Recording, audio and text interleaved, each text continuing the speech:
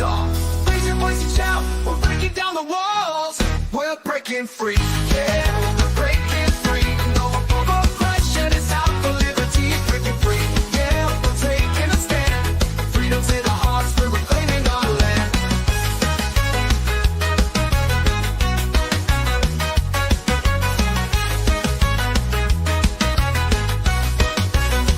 They try to silence us, but we won't be tamed. Voices getting louder, can't keep us in chains.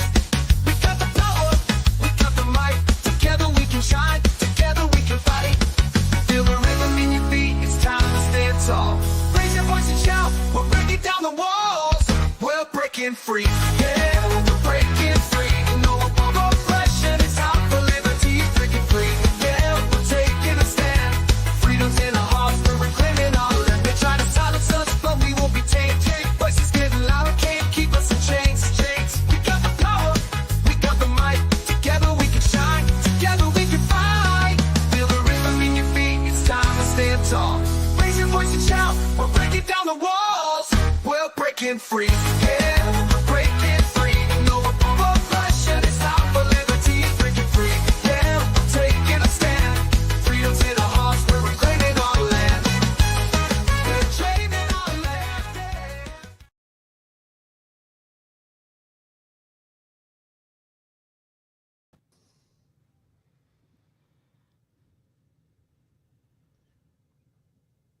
Welcome, welcome, welcome. Happy January 6th, everybody. Bro, best intro on the planet. Happy J6 Day, everybody. Happy anniversary, Tim. We made it, bro.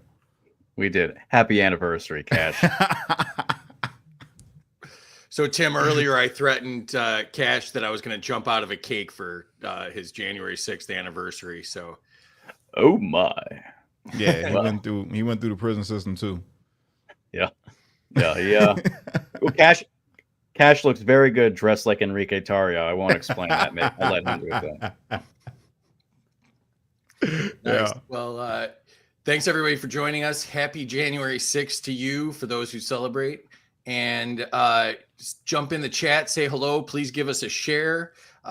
Really excited to do this. It did a little bit earlier and it was wildly successful to the point where I think I got mass reported for doing it, and my account was jacked all afternoon. Really? So, yeah. So, point of order: if you're following us on X, my first post is a link to my YouTube channel, which shout out to Creole Queen for getting that up and going for me. Really appreciate it, and B as well. And so that's up there. So if things go wacky, I'm live on YouTube. Cash is live on YouTube and Facebook as well because he's far more popular and good looking than me. So he's got all the channels. He's real big on Facebook. Let's just say that. No, I'm not. No, I'm not. Not like I was. It's January 6th. I can say whatever I want. Misinformation all right. is the theme of the day, Cash. I can say All right. exactly what I want. All right, for sure. Gotcha. I'm so for real, mainstream media did they tonight. really ban you? Did they really for real like jack your account off? That's what I think happened. We lost the feed, and then it was just coming up as an error, and then they didn't republish it. I had to republish it, and then I got locked out. And I can't like anything now. I can't bookmark anything. Like I've got like the whole voodoo going on my account. So if this is the last day of my account, it was totally worth it to hang out with you guys. So this is what happened when we did the medical murder with Terry's daughter-in-law, Leslie. This is exactly what happened to me and Terry. Our accounts were whacked for like a week. So they don't want us talking about what we're talking about on Free Speech X, where we're supposed to be positive, apparently. So That's crazy, bro. That is nuts. I did not think that X was gonna get like that, but hey. yeah, it's bad. What's up, Casey? What's up, everybody? Mama What's up, Dawn. Gene? I love you, Mama Dawn. Oh, Gene just watched Protest to Prison. Excellent. Let's see, Waz is here. Where's that? Big Waz in the building. What's up, Waz? B's here. Always. The lovely Creole Queen is here as well. Two of the greatest moderators on the planet right there. Dawn's here. Catherine's here. Got a lot of people showing up. Thanks for coming, everybody. Rose is here. Yeah, please like and share this out. Anything you can do to help us, follow us, all those things. So, ooh, and here we go. What's up, Machine Gun Bobby? Machine Gun Bobby in the building. This is a J6 reunion. If only I could have got Scott, bro. I wanted to get Scott. Yeah. I really want to get Scott on with us, bro. Oh, Billy. Next, man. Billy. It's an inside joke, everybody. It's going down. It's an inside joke. Pizza? Yeah. Yes. Oh man, I remember all that, bro. He get out of the kitchen. For everybody that don't know, these are inside jokes from DC Gulag. This is what we did to pass the time. We would yell out. The COs some of them used to go crazy over there. They get mad, telling us to shut up, bro. Yeah. Yelling through the doors. Oh, Billy. Oh, Billy. Oh man, bro. Whatever happened with him? What's going on with Cressman? He's out. Yeah, I've talked to him a couple times on the family group. He's doing all right. That's good. Just waiting for Jan 20th like everybody else. I heard that. Let me just do a quick introduction here. Terry will be in the comments. If you need help with anything, she'll be shooting us questions. Anything we don't get to real time, we'll try to get to at the end. Terry, thanks for doing that.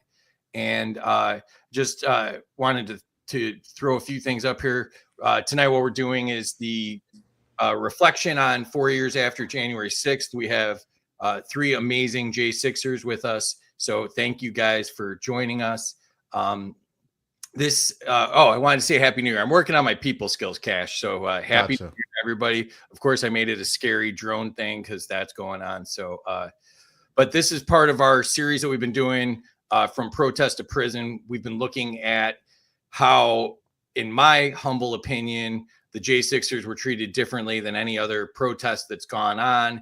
It's been an unfair prosecution, unfair to both the J6ers, their families, their loved ones, everyone involved in their lives. So we've been looking at that for last couple of months.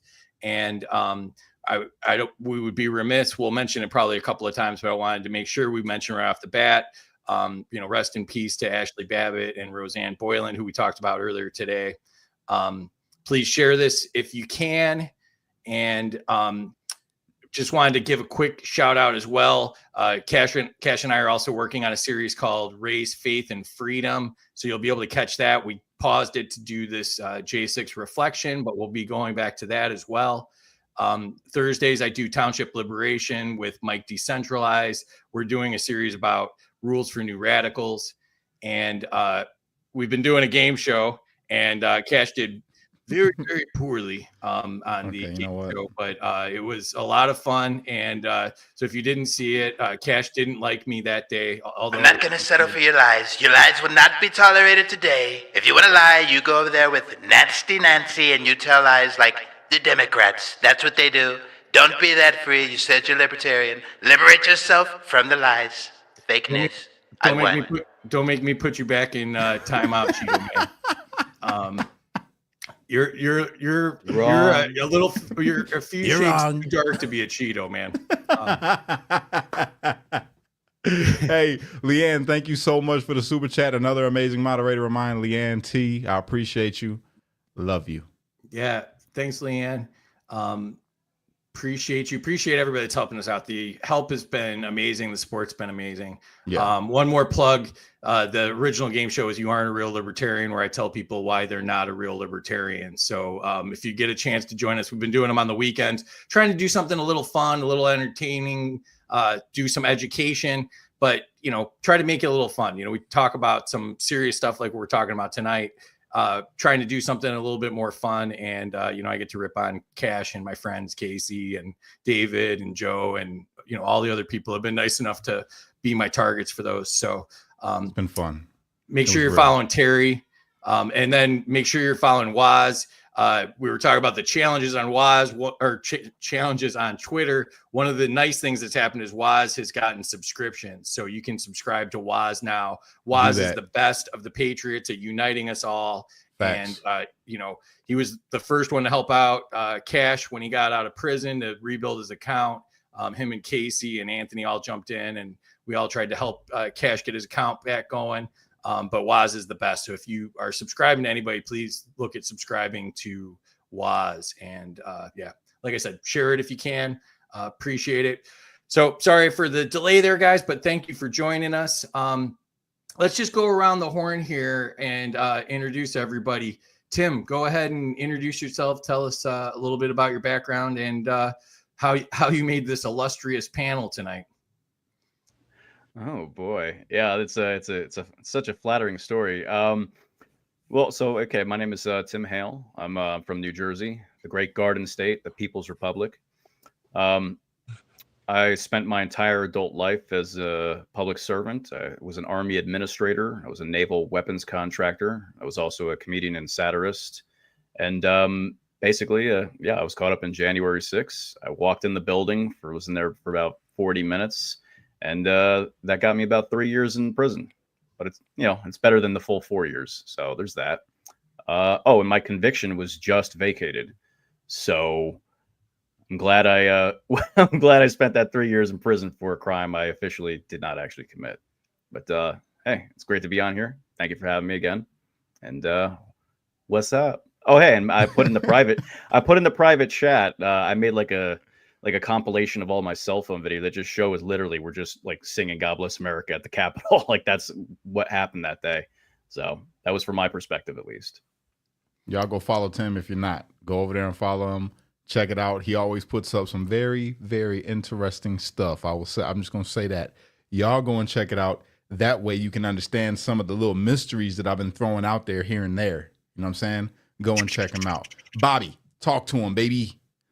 What's up, guys? I'm Robert Gieswein. I've lived in Colorado since 2014. That's where I was at when I went to the Capitol. My nickname or moniker, Machine Gun Bobby, doesn't come from the Capitol riot. It's a moniker that was given to me through my Second Amendment activism before January 6th.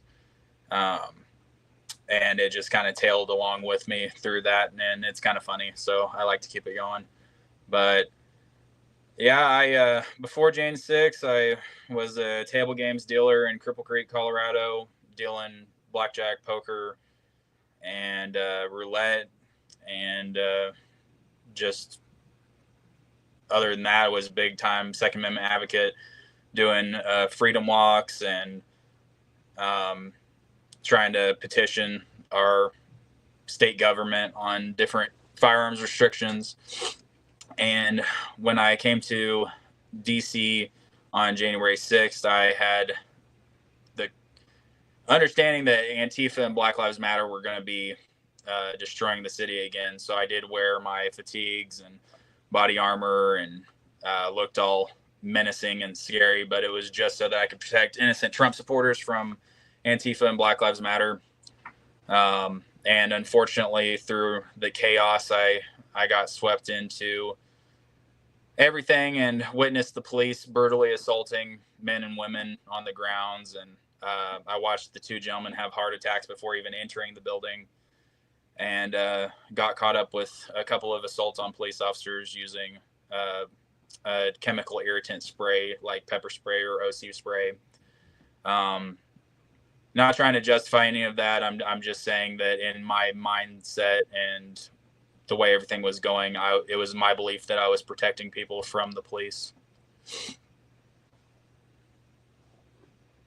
I'll justify it. You are justified. I know Machine Gun Bobby personally. I know him Bobby. I just say Machine Gun Bobby because it's fun.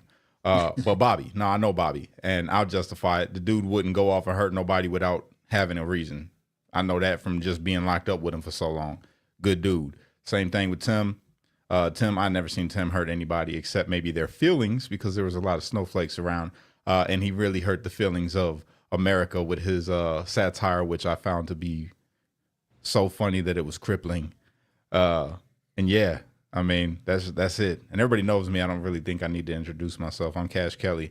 I'm just the black guy that was locked up in DC DOC with all the alleged scary white supremacy, the biggest threat to democracy in the world. And I don't know how I survived. It would be like throwing a baby seal into a shark tank that was cut open. And I don't know how I made it out. If it was everybody was just such violent white supremacy, how did I make it? How did I sit down for Christmas dinner with these brothers and we cooking up all kinds of crazy stuff? And I just don't know, how did that happen? How did I live? I don't know.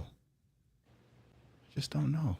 Cash, this is so hard, bud, because we were locked up for so long, man. I gotta watch my mouth on this thing, bro. I'll tell you what, man.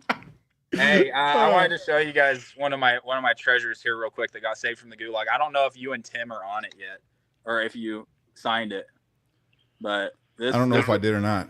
This was the shirt, and there's a lot of interesting characters on there. This one might make you guys laugh. Where are we at? Can you see it? Wagwin. But yeah, that got saved from the gulag along with a couple of other items. I got Jeffrey Sable's Christmas tree and that's what's up, bro. Shoes from there. Andrew Talkie's Bible. Just waiting for people to start getting out so I can give them their stuff back. But it's nice to be able to save some of these relics. I threw everything away. I was just over it. Nah, I still have I smuggled out my fucking armband. You can see the mold and everything. Oh, nice. Just like Mom used to make. My favorite probably is the tattoo machine. I got the tattoo machine. You still got the tattoo machine? Yeah. You want to see it? That's crazy. Nah, don't even pull it up because I don't know if it'll flag us for something, if it make it look like something else. Don't even pull it up, but that's crazy. Yeah. I would like to see some pictures of it, though, so I can post them on my X account. Yeah. I even got my Islam rug up there still, you know. Are you serious, bro? Yeah. That's crazy, bro. That is nuts. How did you get it? Well, never mind. We don't got to say. Never mind. I'm innovative, got it. man. That's all that matters. I got Salty, it. thank you. I appreciate you, for real.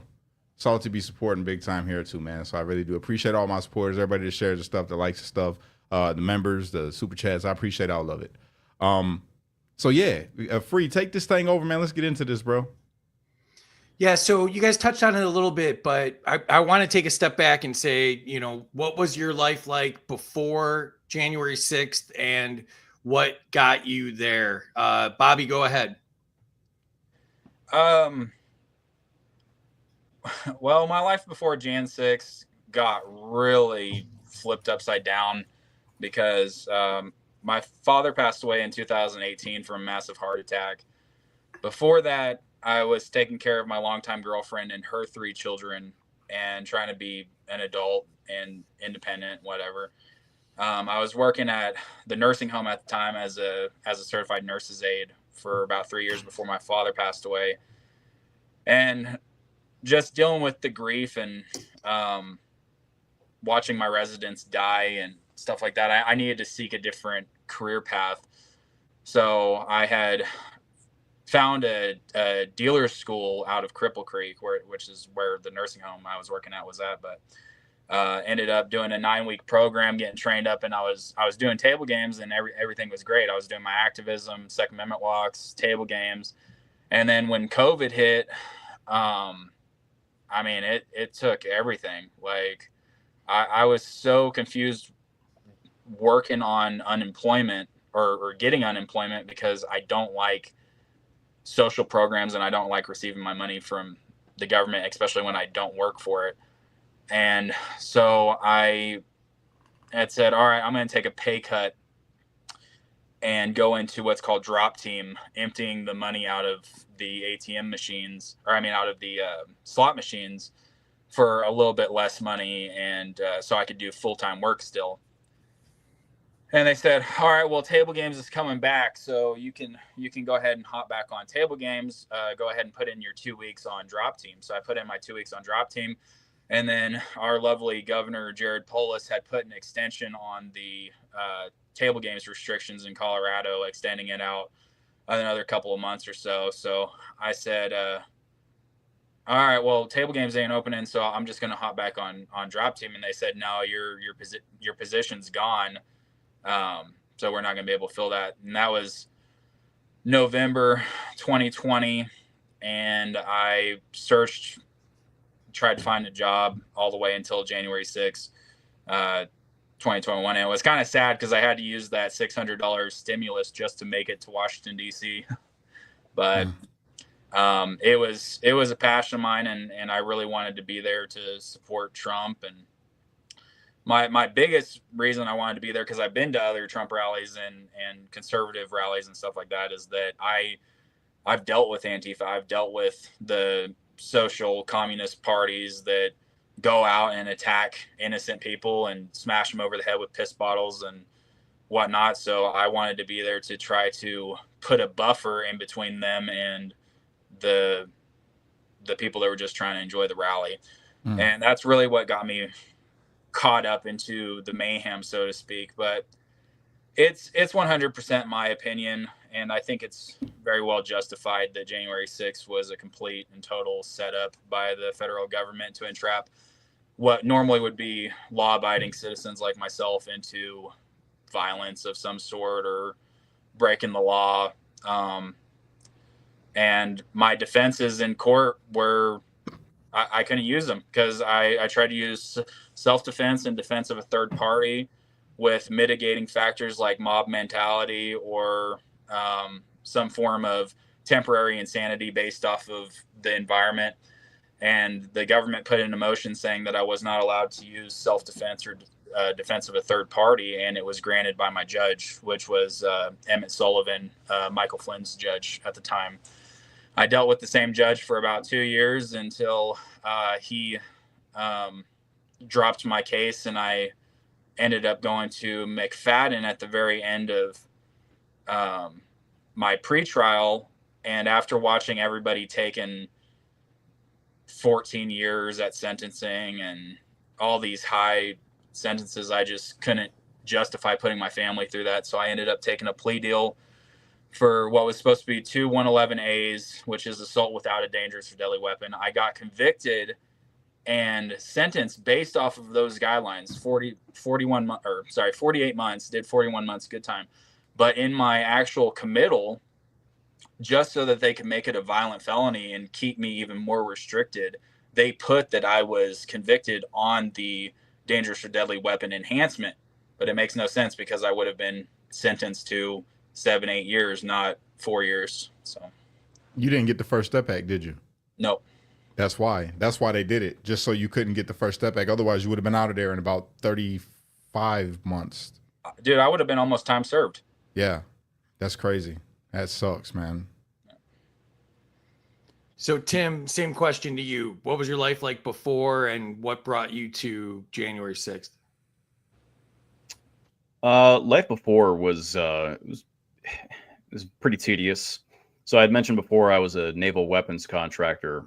I had become the union representative for the contractors, and I was engaged in a pitched battle for the universe against the management.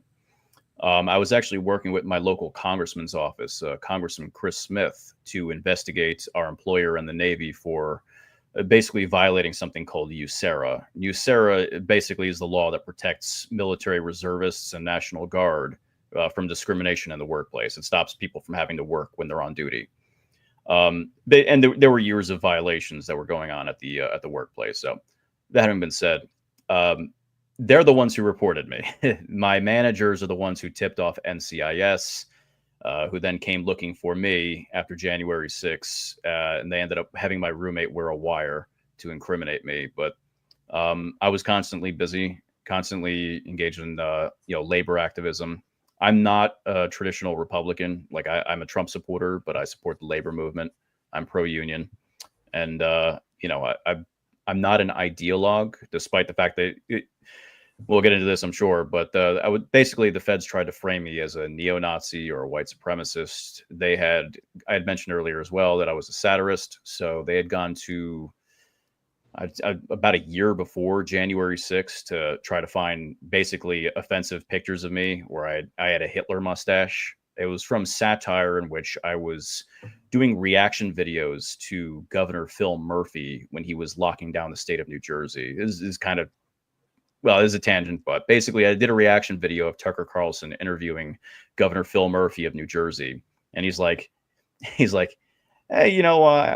what do you think about people's rights? I understand, COVID's pretty bad and all, but what about the Constitution? And Phil Murphy's like, oh, Tucker, that's above my pay grade. And it's just like, the Constitution's above your pay grade. So basically, I dressed up like Hitler and I did a reaction video. You've seen those on YouTube. And I'm just like, yeah, emergency powers. Why would you ever question the government? Right on. Yeah, just lock everything down.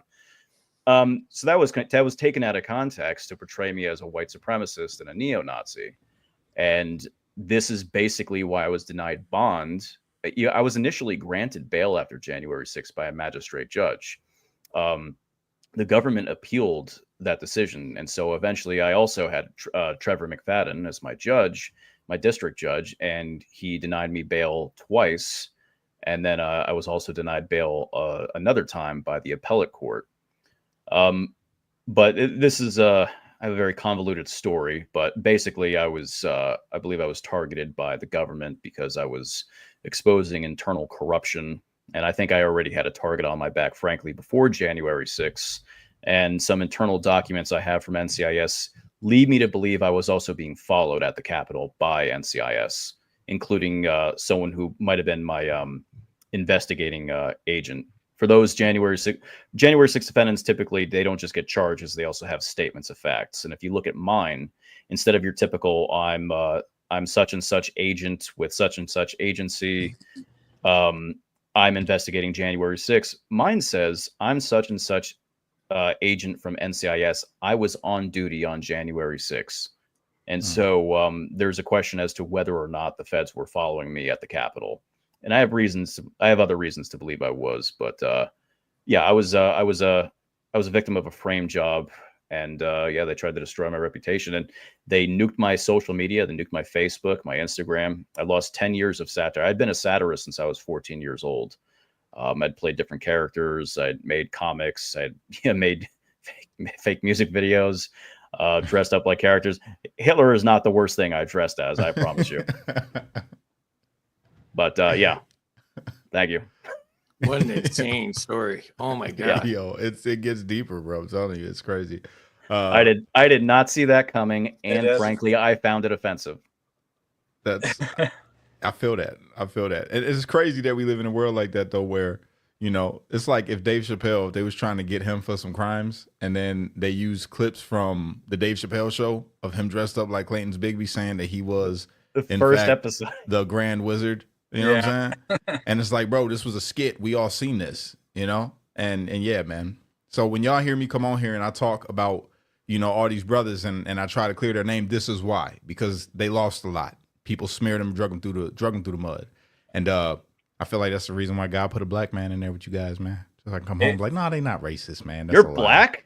What the that's I feel you. I questioned it myself when I seen myself on CNN when they said that all the January 6ers were white supremacists. I went and looked out literally in the mirror and I'm like, hold on, wait, what? Am my eyes wrong? Am I like Shallow Hal right now? Like I can't see what other people see? I don't know.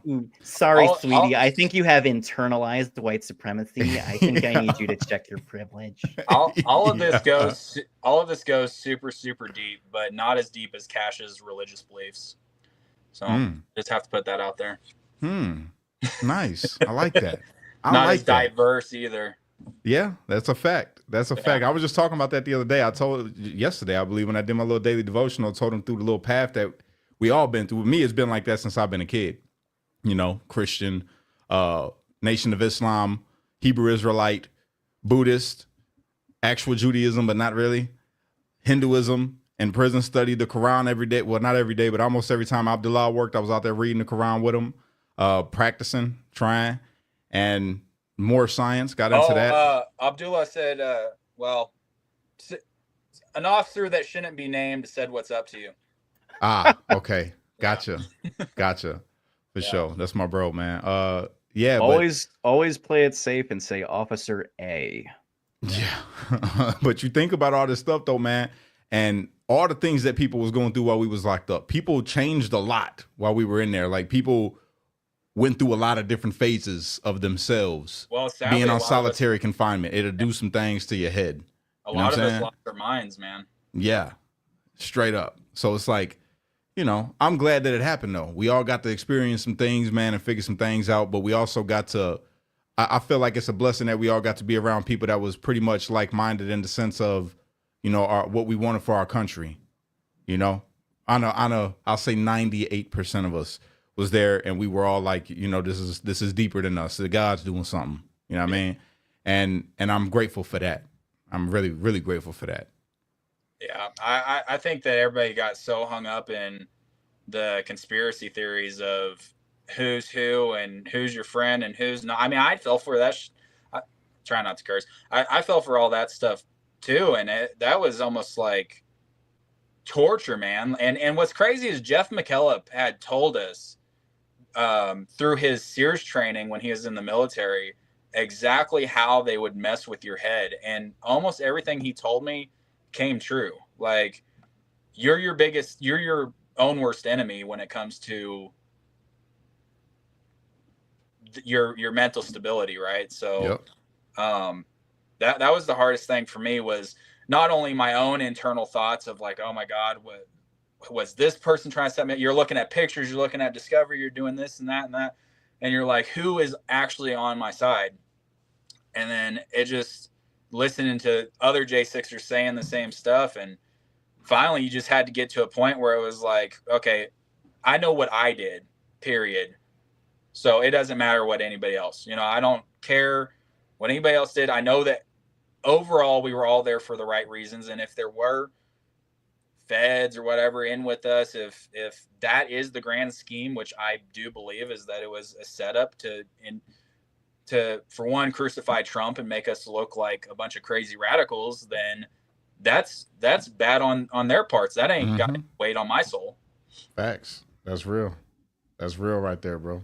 Yeah, man. This is just like Sears school, man. I'm telling you, man. I'm telling you, see man. See this guy on this video? That dude's a player, man. That's exactly what I did over in Kenya, bro. You see the dookie stains on the wall, man? There's man spray. There's Piss man spray, spray, fecal matter. There's man jizz all over the walls. Piss, shit, jizz, snot, man spray. Hey, you guys, Man, bro, I do you miss guys him. remember Cup of Salvation, Body of Jeff? Remember Oh the my candy God, jar? yeah. I have the candy jar. I have Cup of Salvation, Body of Jeff in that box right Oh there. my goodness, that's crazy, bro. And this is what I mean, though. You see the little things that we able to look back now and laugh at. Before it was just a sad thing. It's just like it brought us laughter while we were there, but that's real. And for those who don't know who we're talking about, Jeffrey McKellop, he got like 3 bronze stars, right? Or 6? Oh man, he's very decorated. I don't even know, bud. Green Yeah, he was Beret. a Green Beret, CIA contractor. He was a former Ranger. ODA 102. I don't know the unit, but he was just like that. Oh, yeah, I'm from ODA. Troy Smoxy. No, there was no Smocks in ODA. Blah, blah, blah, blah. Yeah, He was a well of knowledge, though, bro, and he was right about everything. He said what they were going to try to do to us, and he literally was right. Every little tactic that the government used, and even things that the officers were trying to do, he knew what they was trying to do before they was trying to do it. Yeah. It was crazy. I don't want it. Yep. Yeah, that was Jeff. Jeff was a character, bro. He played their own mind games on them. And that was what was crazy. For anybody that doesn't know the Cup of Salvation, Body of Jeff, that's an inside thing. So Jeff McKellop had this peanut butter jar that he had a bunch of hard candies in, and I think it was his way of keeping people keeping their spirits up. So he'd walk around with this candy jar and just like bump up into you and say, "Cup of Salvation, Body of Jeff. Yeah. You want a piece of candy?" And so when he went to the medical in Texas, I took the candy jar and saved it for him because I just thought that would be a cool thing to have later down the road. Well, I got something for him over here, actually, sitting here. I've been trying to, I reached out to Cowboy Logic, and I was trying to get them to see if they can auction it off because I got the 2 books that General Flynn wrote when I was in Oklahoma. I went to the conference that they were at, and I took some pictures with him, but I talked to him, and I talked to Boone about Jeff McKellop specifically and try to put him on their radar, like, yo, you guys are military guys. This dude's he's down bad in there right now. Is there anything you could do? So they signed this book for me, and I gave them their information about him. I don't know if they reached out or what they got going on, but they signed this book, and I told them I'm gonna auction it off to be able to try to raise some money for Jeff. You know what I mean? So I got it sitting here, just put up, waiting for something to be able to happen with it. And yeah, when he gets out, I'm giving it to him if anything. But yeah, you know, I was thinking about that brother while I was there. I threw his name out there in front of him. Oh man, And- he's got a big spot in my heart, man. I love Jeff, dude. And Yeah. what you should realize, and what everybody should realize, is Jeff is being accused of assaulting police officers, right? This man spent over 20 years in the Army. He was a CIA operative, CIA agent, contractor for however long. I knew him personally from Colorado Springs at one of our local gun shops. And look at that little thumbs up. If he, with all of his training and all of his knowledge, if he thought that the necessary response was to, quote, assault officers to try to protect innocent people, who is more qualified to make that decision than somebody like Jeffrey McKillop?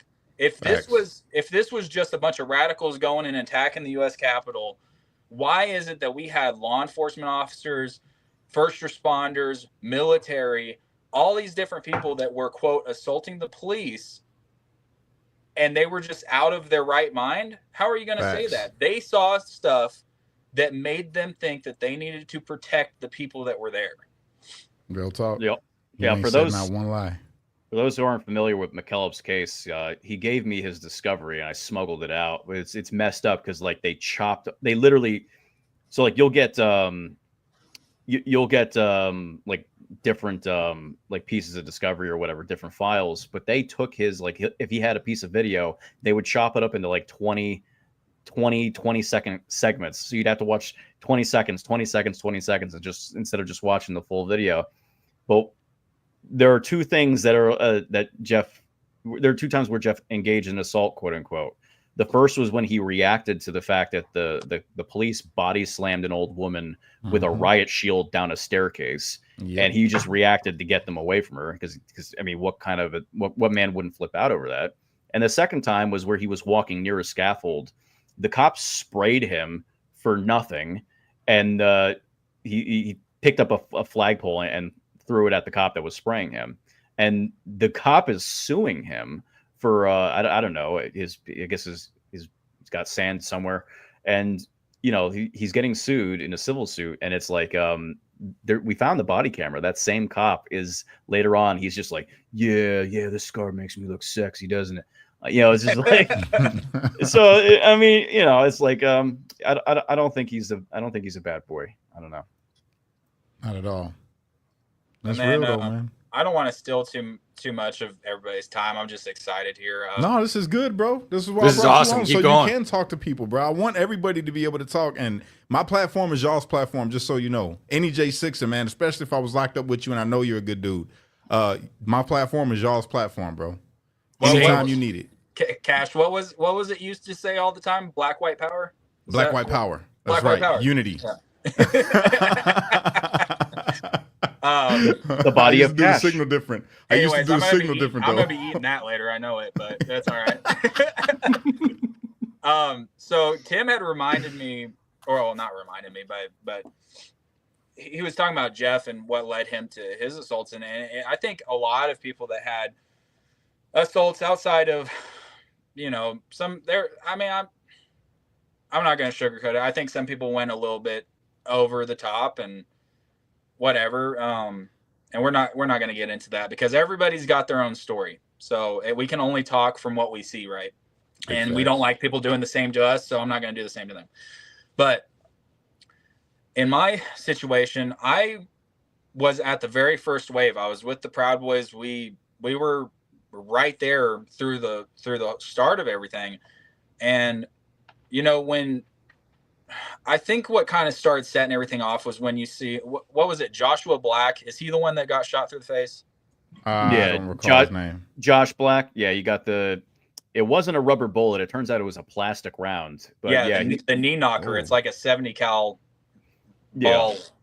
Yeah. But as soon as he got shot in the face, it kind of really started riling the crowd up, and then they threw the munitions and what have you. But I was standing I was standing off to the side, close to the front lines, kind of soaking everything in.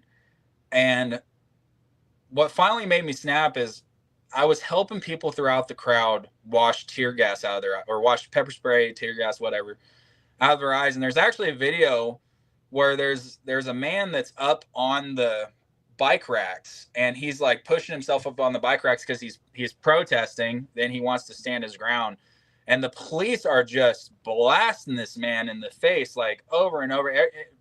Cash and Tim know exactly the video I'm talking about, but I walk up and grab him, and I'm trying to pull him off of the bike racks just to get him out of there, because I'm like, dude, there's no way you've taken 5 gallons of pepper spray at this point. And he wants to stand there and do his own thing. So I'm like, whatever, come off this side. Right after that, there's this old man that's got a cane, super nice looking old man, like your grandpa with a cane. And he's just bawling, and he's trying to pour a bottle of water straight back into his eyes. And again, he's on a cane. He's probably not good stability, and like falling backwards, what have you. So I ran up to him, and I was like, turn your head to the side. So I turned his head to his side, and I was pouring water down his eyes so we could run the pepper spray out. And this is on video too. A white shirt officer, whether it be a lieutenant, captain, whoever it was, we're like 5 feet off the front line. All I'm doing is I'm pouring water into his eyes. This officer doesn't focus on the people that are actually pushing the bike racks at the moment, or anybody that's engaging in quote violence. He seeks me and this old man out, reaches over with the super soaker of mace, and blasts us both in the eyes, like just completely destroys us. And so I can't see at this point. I run back maybe 50, 60 feet into the back of the crowd, and there's these 2 older ladies, and they say, son, you're in body armor. You need to get back to the front lines and help protect us. Sorry, I'm in the furnace room, so I'm right next to the furnace, if you guys hear that. You need to get on the front lines and protect us. And I'm like, look, I'm dying. I'm sitting on the ground throwing up. I got blood coming out of my throat and nose and stuff. And so they hand me a COVID mask, and they're like, here, put this on over your neck gaiter, and it might help you with some of the chemicals and stuff. And so I grab it, and someone hands me a water bottle from behind me. Again, I'm maybe 60 feet or so from the police line. Hands me a water bottle. I take a drink out of it, maybe kill like half of it, pour a little bit in my eyes, and I screw the lid on, and I chunk this cheap, I'm talking one of these water bottles, cheap, crunchy water bottle from 60 feet to the cop line. Bottle bounces on the ground, doesn't hit anybody. My first felony assault was Robert Gieswein attempted to assault, maim, or injure these 13 officers that were in danger of being hit by this water bottle. So after that situation happened, someone in the crowd had a can of pepper spray on them. I grabbed the pepper spray, and I said, look, I'm just going to stand off to the side, and if the officers do something to somebody else, I'm going to stop them from doing it. And because I can admit it, I was pissed at this point. I would be too. And so I grabbed this can of pepper spray, and I'm standing next to the bike racks, and this lady walks up, and she's being a little bit aggressive. She's yelling at him, whatnot. Officers shove her, like almost to the point where she falls over, and she turns around to flip him the bird.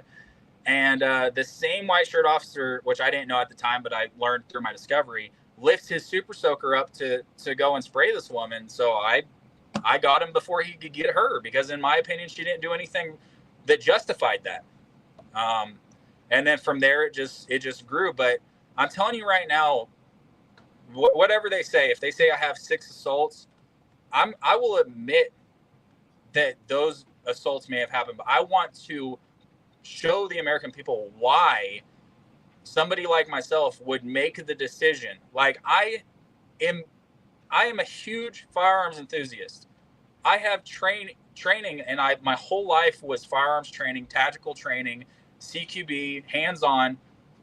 Why in the world would I make the decision to spray an officer as a law-abiding citizen? I've never been in trouble my whole life, unless it was in the defense of another person or myself. And I think people are starting to wake up to that fact now, but it's at the beginning, it was like nobody had our backs. Everybody had forgotten about us. The first 6 months, we were just a lost cause. And those days still haunt me. So I'll get off my soapbox here. Nah, you're good, brother. This is great. Bobby, This quick is question for you. Do you have social? Terry was asking me if we can promote you on any social platforms. I don't really. I think my Facebook is just my first and last name. And then TikTok, I think, is Machine Gun Bobby. I think Instagram is Machine Gun Bobby. But I'm not a big time. I'm not. You can ask Cash. All throughout prison, I'm a survivalist. That's what I do. I was leading up to that story. This man is a survivalist, bro. He would go outside when they would let us have rec. Man, bro, my man was grabbing dandelions and creating dandelion tea. I didn't even know you could do that. But we didn't have no options of anything. So he's like, man, I'm just trying to be creative, bro, so we can have something else in here. You know what I mean? But he knew what he was talking about. I get home and I start looking up survivalist stuff. It started to interest me. And I'm like, yo, this dude knew exactly what he was talking about. Had a whole book dedicated to it. So he's out there looking for the vegetation that's in the book. And I'm like, yo, this is crazy. But you made it work. Man created a whole salad one time. You remember that, Tim? Created a whole salad from herbs and stuff that he found outside. Remember one time he almost picked dandelions for someone where everybody was pissing. There was this one corner where everybody just, where there was no cameras. Hey, that guy. Say this. Oh, go ahead.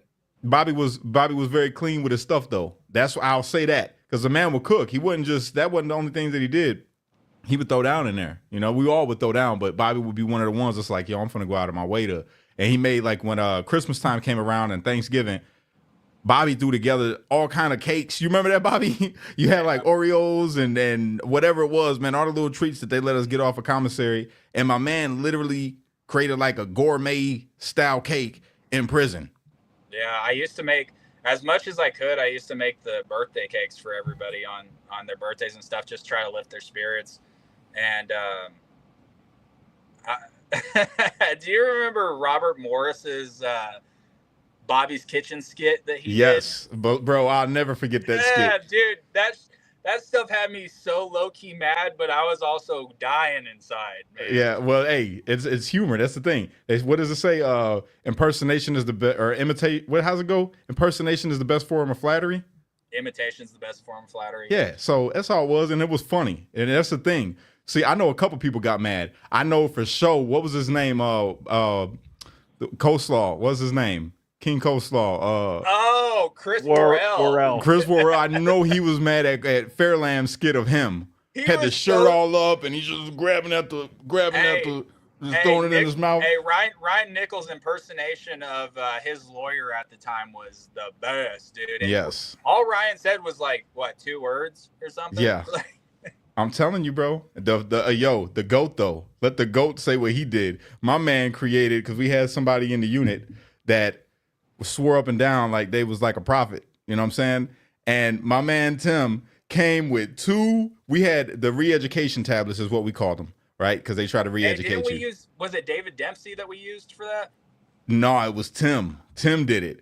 Tim came, and he came out dressed in a toga, and he had the 10 Commandments, the 2 10 Commandment tablets, and he pretended to be this dude, and he created these hilarious 10 Commandments for the pod, and for everybody that had to, you had to follow these according to this person that he was imitating. And I cried. I think everybody cried. We were laughing so hard, and bro, I got an encore. I got an encore from the guards. Now, keep in mind, I am a true comedian and satirist, so there is an official title for that act. It was the 10 Commandments. So just putting that out. The 10 Commandments. Hey, we used to roast so hard up in that freaking up in the gulag, man. Yeah. Like there was a couple of times where I remember being orderly with Cash and all of them. When we finally, had some privileges and there's my dogs. Not trying to bring the sounds are all fine. Don't worry about it. Not trying to bring this up, but it is crazy to me how like the only somewhat black man in the pod with all the black guards was an orderly before anybody else. I mean, I'm just saying. And then we had to bow to Almighty Cash to get put onto orderly status. But but you guys were white supremacists though, right? That's what I'm trying to say. Like people just you know how much flack I get on TikTok when I start speaking up for y'all on TikTok. It's toxic on TikTok. Yeah. When I speak up for you guys at all on TikTok, and I tell them no, they weren't, bro. Like literally, I was like the head detail for a while. You know what I mean? It's not what you think. And they're like, nah, bro, you lying, bro. You really ain't no J6. You wasn't locked up with them dudes. You lying it up. I'm like, bro, I'm trying to tell you, it wasn't what you thought. There's no way I could have been how I was in that pod if that was the truth. I'm pretty sure I've still got my black card that you gave me so I could get on detail. I did give you one of those. Yeah. I did. Yeah, they had to show it to the CO. And once they seen it, they let you out the cell. That's true. They're like, they looked all close too. They made sure it wasn't expired or nothing. You know what I mean? But it was like Family Guy with the Peter Griffin thing, where they got the little fucking the shades pink. Yeah, yeah. But what I was getting at is there was a couple times I remember me, you, and everybody would be like, hey man, are we roasting on these people a little too much? Like, I don't want anybody to be tying sheets up in the cells right now. Yes. Yeah, bro. We used to go hard. We did. I gave no fucks. You definitely did not. There was a couple times I had to talk somebody off the ledge, that a name I'm not gonna mention, but had to talk him off the ledge because he really did get to them kind of points. And it wasn't just because of like satire. He was just getting to that point with life. Like he was just freaking out, bro. Like freaking out. And I felt for him when he was going through them times. So I'm like, man, I'm gonna go talk to this dude real quick, man. And I'm sorry to cut you off. I just realized I have like 12 copies of my script from the second Hopium Den, the trial of Civic, and it just I've been going back and forth with well, actually no, Scott's been going back and forth with Ronnie, and it's just funny because I remember I had Ronnie play you, Cash, in the skit. I remember that was hey, Ronnie did good though. I ain't gonna lie. Ronnie did a good job, bro. I can't take that from him. He did a good. I didn't have another black guy. I had to use a Mexican. It's just whatever. Hey, you said Civic. I thought it was Bart Simpson. Oh yeah. No, you know what I remember y'all talking about Civic. You know what I do remember when we let Civic get on detail, and because our detail squad, we was kind of like a clique. You know, we was tight. So they would let us stay out way later than all of y'all. Like we could stay out all night depending on who the CO was, and we'll be playing chess and playing poker. So one day we're in there playing poker, and I forget who was there. I think it was me, Ryan, Civic, and Fairlamb. Shane. Was it? No, it wasn't Fairlamb. I think it was Shane or Doodoo, one or the other. And we're all talking crazy and we're making jokes, and I'm roasting somebody, and Civic's cracking up at the jokes. I get up to go out, and he hit me with a good game because I just whooped him. In poker. He hit me with a good game and smacked he smacked my backside, bro. I got so mad I almost beat him. Like they had to tell me, like, bro, it's not worth it. Don't do it. I say, bro, don't you ever? He goes, bro, I didn't know. Like, this is what we do with our brothers. And I didn't know that you don't play like. I said, no, I don't play. Bro, we're in prison, bro. We don't play like that in prison. I got so mad, bro. That would be that's even weirder for brothers. What is he what? No, I mean, you know, in football and stuff, when you're an athlete, you didn't hit him with a good game or whatever. And he didn't mean nothing by it, but I'm so on call. I'm like I'm on, mode. I'm like, this is prison, bro. We are not playing like that in here, bro. No. Yeah, you cool, we straight, but don't ever touch my booty like that. hey, so Cash, I'm putting you on blast here for a minute, dog. Go for it.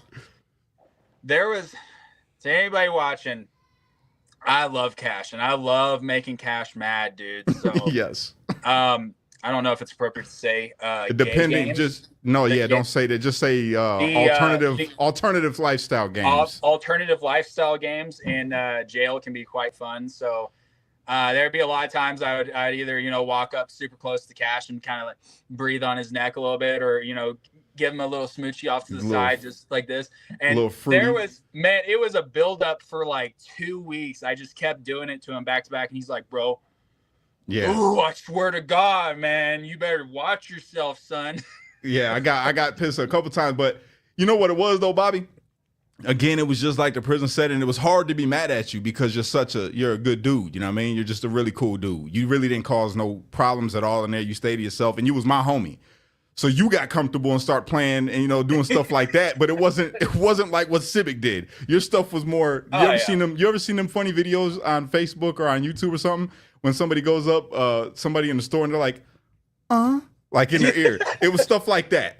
It was stuff like that, and they'll be like, bro, stop playing with me like that. but real talk, overall, looking back at it now, I'm just like, man, I'm happy, especially going to prison, for real prison, and seeing what really does happen. It's like, man, I'm grateful that I was there for as long as I was, because I'm talking about I walked past cells and seen blood doo-doo rags on the ground. Like, it was for real, like, in there. You know what I'm saying? And yeah, it was. I was grateful that I was in DC as long as I was. I'm just gonna say that. Me too. After the fact, for sure. Because I rolled with the independent white boys, and that's supposed to be like supposedly the least political car, so to speak. And man, I tell you what, getting drug into that stuff forcefully, otherwise you have to. There's no choice about it. If you want to survive, you got to do some of that stuff. And that stuff weighed on my mind so much about just making it day in, day out in actual prison. And then I would think back to being in the gulag, and I wouldn't change that time for anything. I grew so much as a man in the DC gulag, as much as, it's the same thing. Like, if I don't personally have siblings like that, my younger sister's like 7 years younger than me, so we didn't have quite the relationship like same age siblings would. But even if it's your friend that's living with you or your brother's living with you, you're going to get at each other's throats. You're going to want to completely just be done with each other, especially after you guys don't understand living with somebody in a household when both of you are going out working or playing video games or this and that, and you can escape each other. You still get frustrated with that person.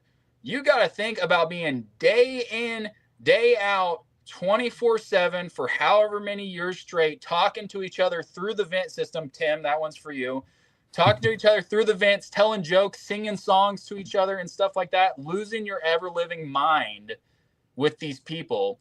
And they can look at you wrong and it'll be the end of the world. But then you remember, all right, we're brothers. We're in here for the same stuff. I got to just chill. But they're everybody. Any Jan 6er you name, there has been a time that I have wanted to strangle them.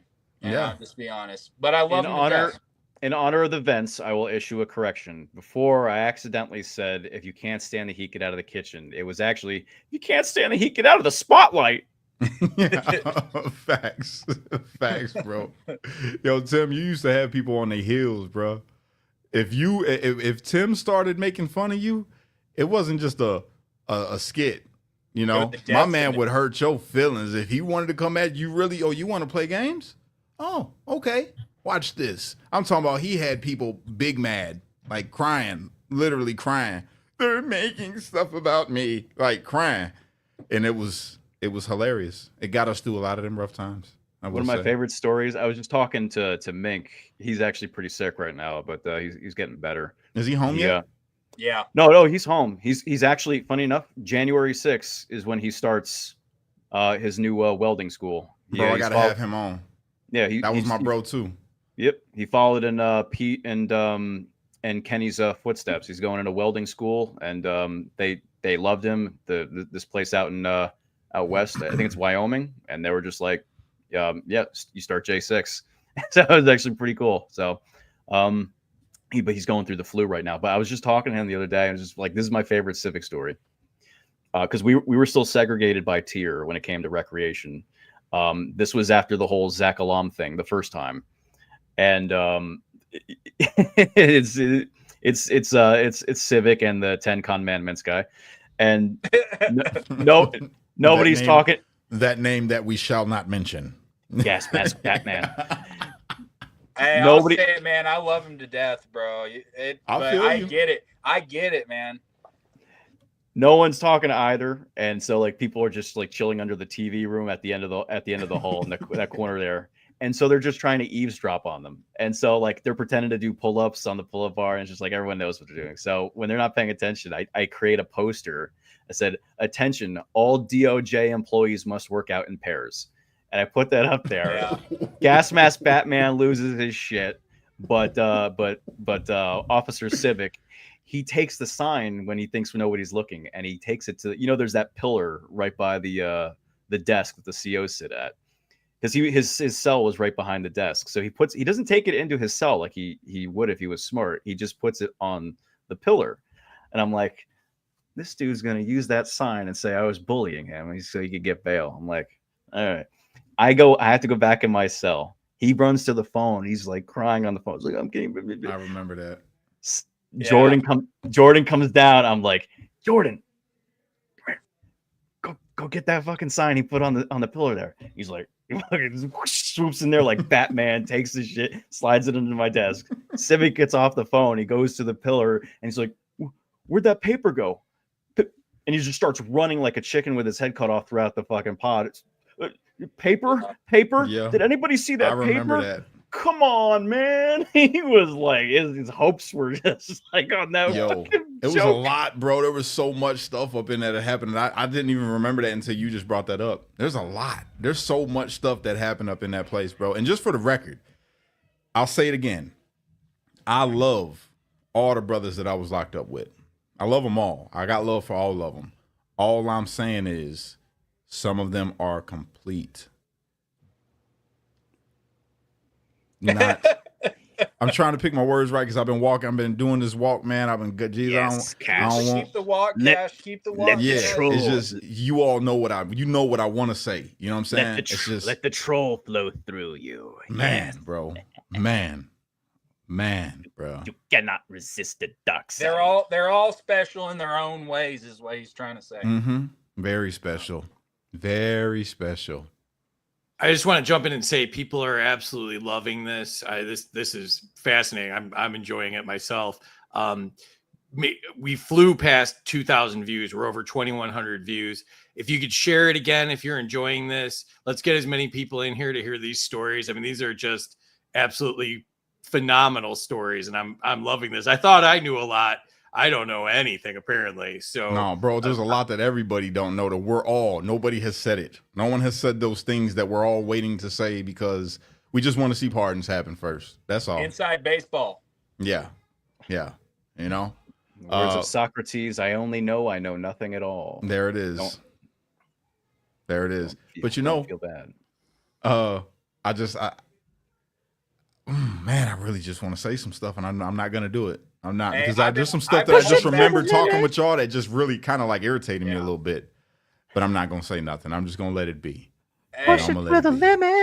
hey, one of old Hale over here's best friends. I would like to say some stuff about, but because he wasn't there for all that fun stuff. What? Who? No. I'm not doing that. Oh, We'll just say he's a real PS is the initials we'll use there. gotcha. Okay. Enough said. Yeah, I was gone. When did I leave? I left in like December or November. I don't remember, dude. I got We were there so for like a foggy year and a after half, that. bro. A year and a half together with everybody every day. I'm talking about there were some people that got so comfortable they would walk by. Remember people used to walk by and just crop dust you? You remember that? Bro, I would get so mad, bro. So mad. I'm like, why, bro? Why? Hey, that was your homie, man. Yeah. Nichols used to do that crap all the time. Him bro. and Megs, bro, used to get everybody all the time. And then Shane would do it right next to your face when you're chilling back on the little chair. Shane didn't crop dust. I was about to say Shane was a bomb, and he did not care, bro. No, man, that's a vaccine booster. What are you talking about? Oh my god, bro.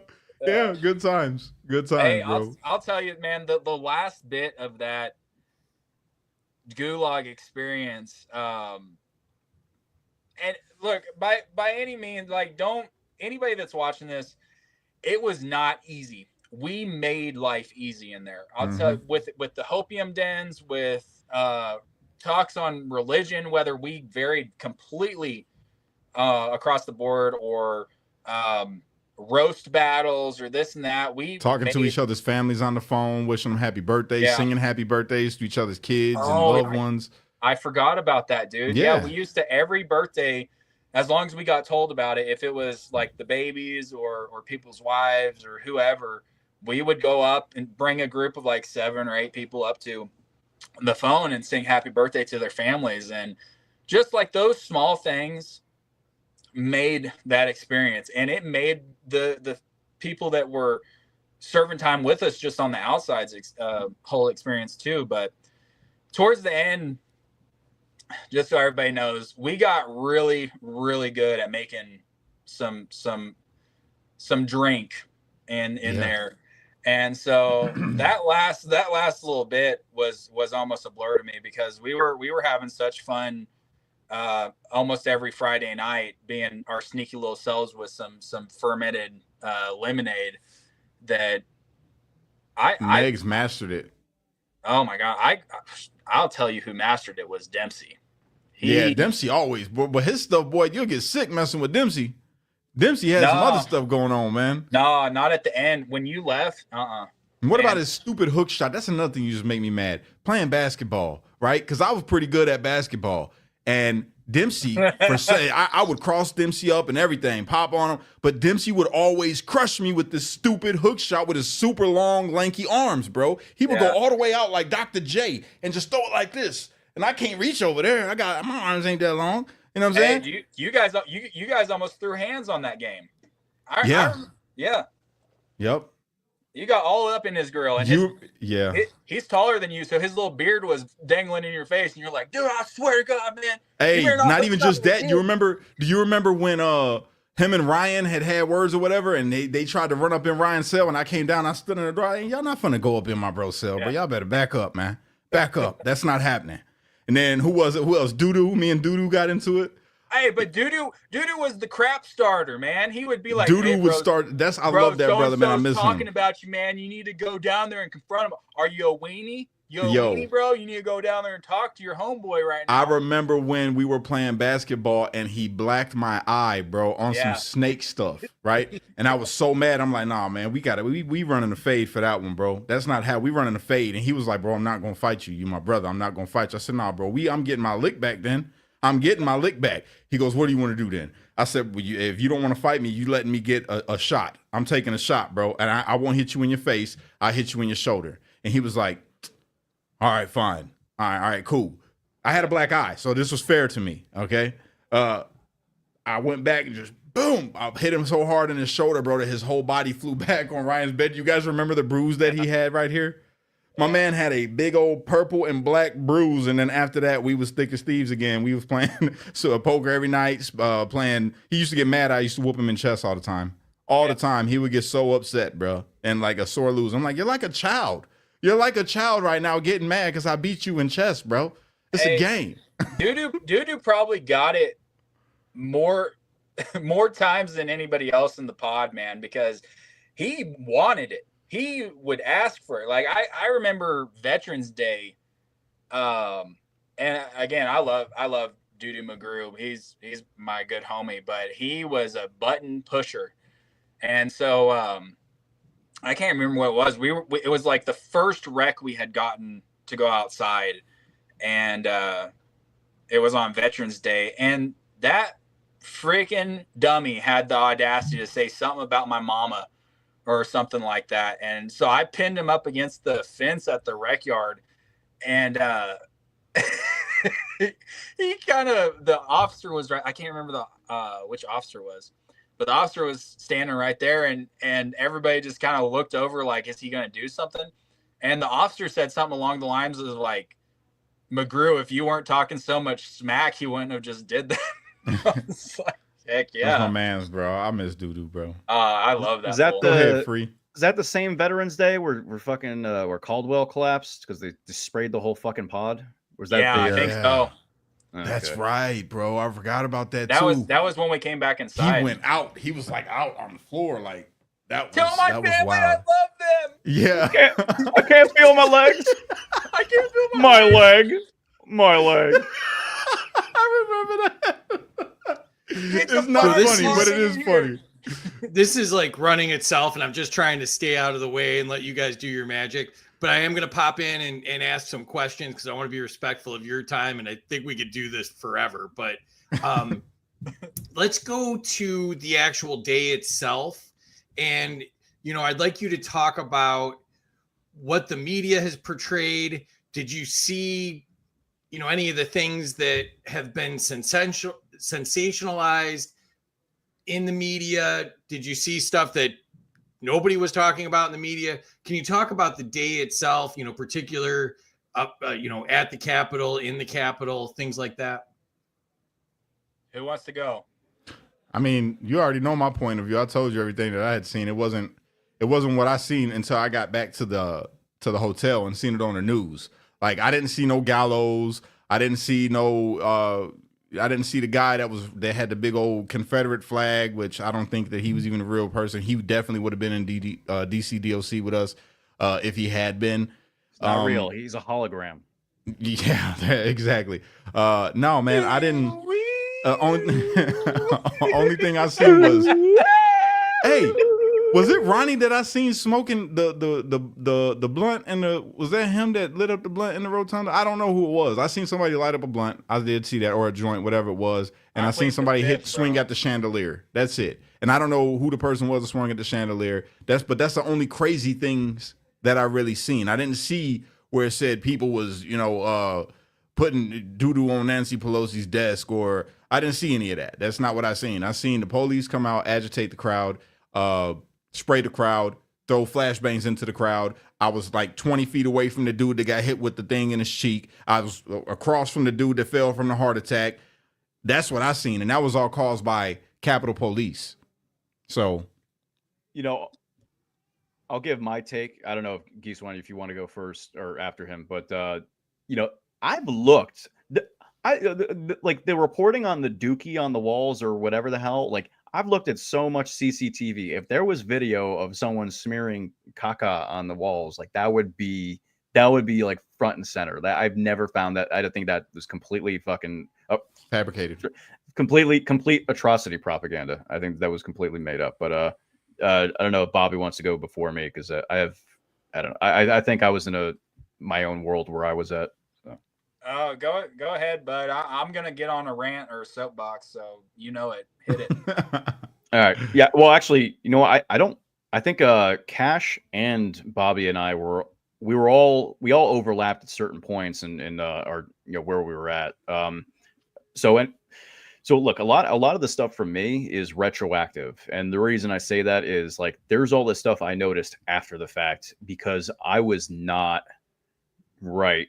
Like I had gone so I worked overnights as a weapons contractor. So I actually went to DC right after work when I that morning. So the only reason I even made it to DC in one piece is because I was pounding Bang energy drinks.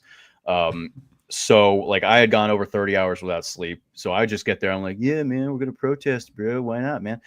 But like when they're like launching the flashbangs at me, like adrenaline and just like fight, like all this stuff's going through my head. I wasn't noticing half the stuff going on around me. I'm just thinking cops attack.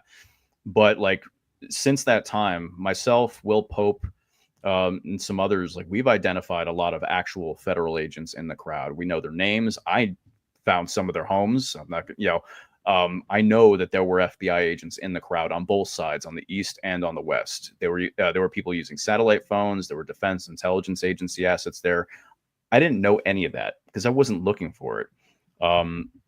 Now, there's another J6 defendant. His name is Christopher Cuney. He was actually a co-defendant of Billy Cressman. And I got to meet him. Excuse me, my bad. I don't mean to interrupt you, my bad. But Beyonce had one of the best rap albums. I'm just kidding. No, I'll be right back, you guys. I'll be right back. My babies are out there. I think they're about to be leaving, so I'm going to go give them a hug. I'll be right back. Good job. So yeah, the Billy Cressman and Christopher Cuney, they were basically set up by this FBI informant. The Proud Boys got infiltrated. The Kansas City Proud Boys, at least, were infiltrated by an FBI informant named James Knowles. He was next to me multiple times. I think he was next to Geesewine too when we were in the Capitol Visitor Center. And so like there are all these things when I actually retrace my steps inside the Capitol. There's crazy stuff all around me. It's just, it's not like you got people like, yeah, this is our house. Like that stuff's real. And it's like, that's why they're not like, they don't want people looking at the CCTV and the video. And it's just like, there are things like Bobby was alluding to earlier. Like there are things that we probably wouldn't have done if like we were more self-aware of what was actually going on. But like there's a certain, like there's an Overton window to like what is acceptable or like normal behavior, even under really like stressful situations. And it's just, it's suspicious. And, you know, like when we were in there, when we finally got access to some of the evidence, we would just spend hours and hours on these crappy little tablets watching CCTV and body cams. And it's just like, that doesn't make sense. There's so much stuff that I missed that day. So my ridiculous, like my convoluted, stupid answer is there's not a lot I witnessed that day, but retroactively, there was a lot going around me I was not aware of. That's my answer, I guess.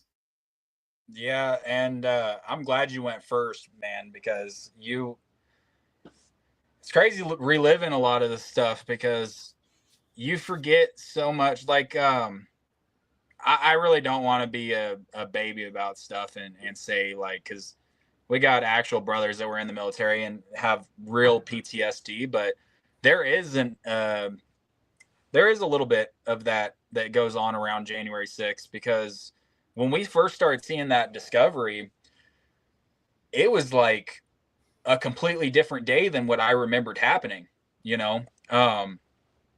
So we'll start at the beginning because I do have some interesting points. It's just going to be a long story if everybody's down. I had gotten to Washington, D.C.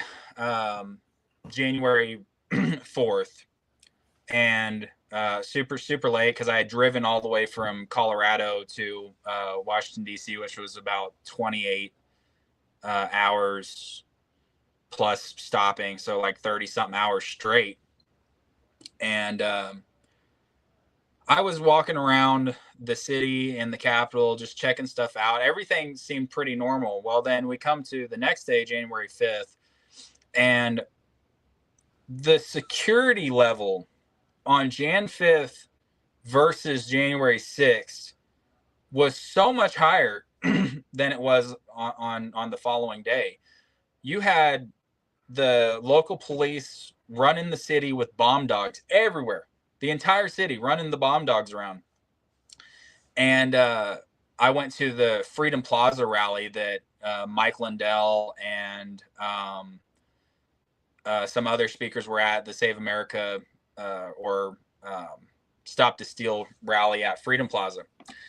And there was quite a bit of people there, and I was in my fatigues and everything. So before I left Colorado, on my plate carrier, I used to carry 6 AR-15 magazines, mag pouch. And I knew that firearms were illegal in DC. And I was, like I said, I was coming to protect innocent Trump supporters. So I had taken that mag pouch off of my plate carrier and I replaced it with 2 IFAKs, which are like, you know, first aid packs. And I also had some extra first aid and conditioner wipes for mace and stuff in my backpack, again, because I thought Antifa was going to be there. Now, being the law-abiding citizen that I was, I didn't know what the rules were on any defensive type weapons like batons or anything like that. So I didn't bring anything to be to protect myself offensively in a defensive situation. And a bunch of the Trump supporters that were there at Freedom Plaza said, hey, Antifa's going to be here tonight. They're already posting on their social medias and this and that they're going to be dressed as Trump supporters so that they can infiltrate into our groups and assault people. And so I had several people come up to me and say, hey, do you have anything to protect yourself? Do you have anything to protect yourself? I said no. Finally, one gentleman said, hey, I've got an extra baseball bat in my car if you'd like to use that to protect yourself.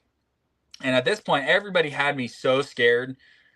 Not scared, but, you know, it's a little intimidating that Antifa and Black Lives Matter were going to be just running the street that night. I was like, you know what? Yeah, let me go ahead and get that. So I that night we went and were looking for where Antifa was going to be at. And the police in the city were actually barricading Antifa on the Black Lives Matter Plaza or Black Lives Matter Boulevard, whatever that stupid street's called. And they were protecting all of them. And even that night, they were assaulting Trump supporters and like had their backs to Antifa and Black Lives Matter and were facing us. And so I was like, man, this is when my mind started to think this doesn't feel right, because any other rally I've been to, typically they're more concerned about the communists than they are the conservatives. So it already felt a little bit fishy to me. So the morning of January 6th comes. It's maybe 6:37 in the morning, and I'm heading to find out where the Trump rally is supposed to be because I have no idea. I heard from a couple people it was at the Jefferson Monument, which I didn't know what that was, and they said the Ellipse. I started mapping to the Ellipse, and the Kansas City Proud Boys that Tim was talking about, I had seen them on the side of the road, and they were in body armor, protective gear as well, which includes Billy Cressman and Chris Cuney and the FBI plants that apparently they had into Kansas City. Well, I came up to them because in my mind I was thinking, hey, these guys look like they could help me if stuff goes down. They've got my backs. And being in the militia movement for most of my adult life, I knew that I needed that backup in case stuff happens, because I don't want to get murdered out here. I got a family, whatever. Anyway, so I go up to them. I say, hey, would it be okay if I just hung out with you guys today so that I'm not alone in Washington, D.C.? It's a pretty intimidating city. And they said, yeah, but we want you to wear this orange tape on your vest, helmet, whatever, so that we can identify you in the crowd. If something goes down, we know that you're a brother. We can protect you. And well, we'll leave whoever gave me the tape. We'll leave that out just because I don't know how their case is going right now. But we go to the Ellipse all together. The Proud Boys all meet at the Ellipse, and they say, all right, well, I can say this because he's been sentenced. Rufio, Edward Nordine said, hey, we're going to have a group meeting over here off the side of the Ellipse. Mind you, at this point, I'm not a Proud Boy. I run a militia, or at the time I ran a militia in Colorado. I was just hanging out with them, trying to have common people in protection. So their meeting, this was all it consisted of. It wasn't, hey, we're going to go storm the Capitol. We're going to go take this over. We're going to show those cops what's up. It was nothing like that. They said, we are going to walk around the Capitol and protest the election while we look for Antifa. The main goal is we are looking for Antifa because we're keeping them away from the Ellipse, because guaranteed they're going to be coming to the Ellipse for all these Trump supporters. That's what we're screaming the whole time is you know, F Antifa and this and that as we walk around the Capitol. So we go from the what would it be? The south side, east side, around the north side to the west side of the Capitol, where they say the Proud Boys staged the first attack or the first breach on the Capitol. What they don't tell you in the news is that there's a line of taco trucks on the side street right there on the west side of the Capitol. It's a huge line of taco trucks and hamburger or whatever, Red Bulls, and they got snacks. So Proud Boys said, hey, we're going to stop and have lunch right here because there's a bunch of freaking food trucks right here. And the news makes it out like they had made this grandiose plan to stage an attack right here, but never mentioned the fact that there was 10 food trucks along this street, and that's why we had all stopped right there. It's also worth noting the CCTV shows on the dome camera of the Capitol that the Capitol Police were watching the Proud Boys all morning. The camera was actually following them as they did their march all day. There was no way in hell the Capitol Police were surprised by the Proud Boy breach, not justifying it or whatever, but there's no way they didn't know they were on their way or even coming close. There's no way possible. Complete they were watching them complete the and whole total time.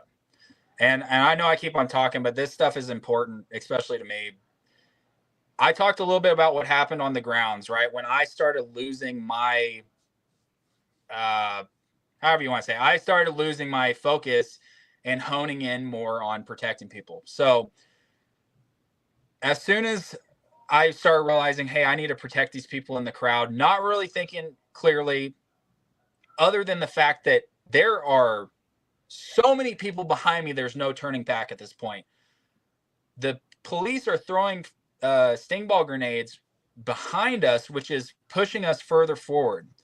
When MPD comes in, they come in from, what is it, the south side, and wrap us around, pushing us up to the northeast side of the building, up to the Senate chambers. And through my training, I was thinking, even on the grounds, I was like, man, this seems like a flank. Why are they flanking us up into the building? Because they're trying to keep us out of here. The scaffolding that we breached to go into the Senate chambers was almost completely unmanned by any police officer. There was maybe 2 on that entire scaffolding.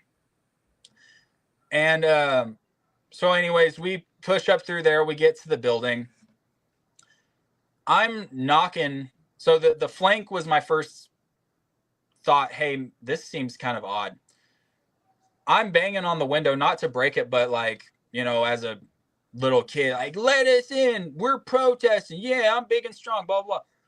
All of a sudden, somebody throws a 2x4 through the window, and my brain starts processing like a computer what's going on.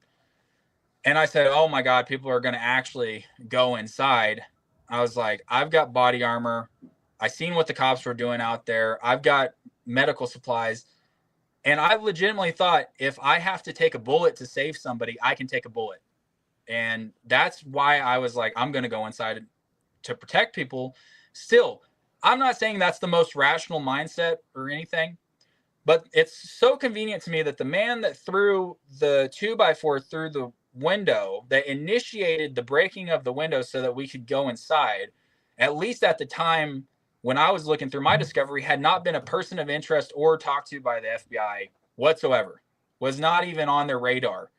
He's still not identified, by the way. Pizzola got full blame for breaking the window, but his hashtag is red on red glasses. The Indian dude in the red coat, I believe he's the one who throws the 2x4. Still unidentified.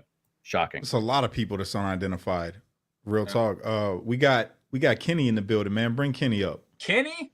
Big Ken Dog in the house. What's up? Wow. What's up, my brother? My ninja. My ninja. This is my brother right here, everybody. This is Kenny Harrelson. He's close with all of us. That's our big bro right there. He served. He's a vet. He used to be still. I don't know how that works with the Oath Keepers, but they tried to pin him as some violent, crazy white supremacist. Obviously, that wasn't true. He's one of the people that I hit it off with like instantly. Yeah, he's not violent. Yeah, definitely not violent. He's a very nice guy. Doesn't have a temper on him at all. He's not Cajun. There's none of that there.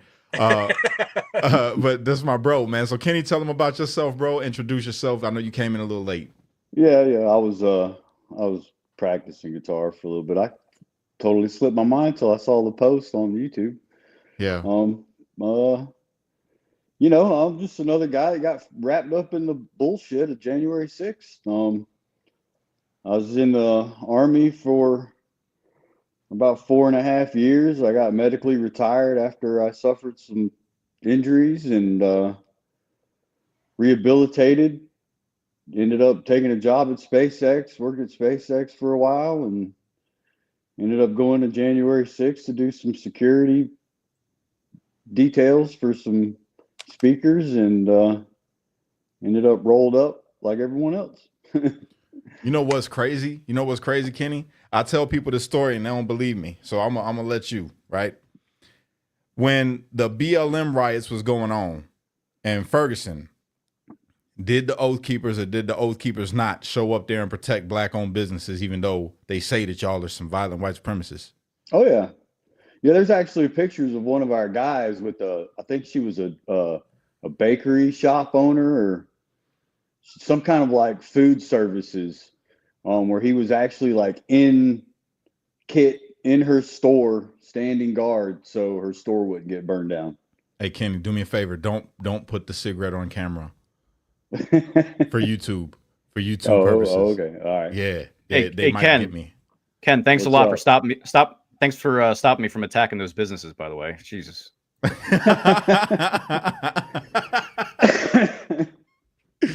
No, man, they did y'all dirty, bro. They did y'all dirty. I speak about you quite often, Kenny, you and Kelly, and try to just put that out there for people, man, because I remember when y'all seen what was being said about you guys and how y'all felt when we was locked up, and it hit me, and I felt instantly bad. I'm like, man, because like I said, y'all was my bros in there. You know, we sat together literally every single day. Well, you know, Day, a lot bro. of people don't realize that even on the indictment, I mean, there was 2 black guys and a transgender.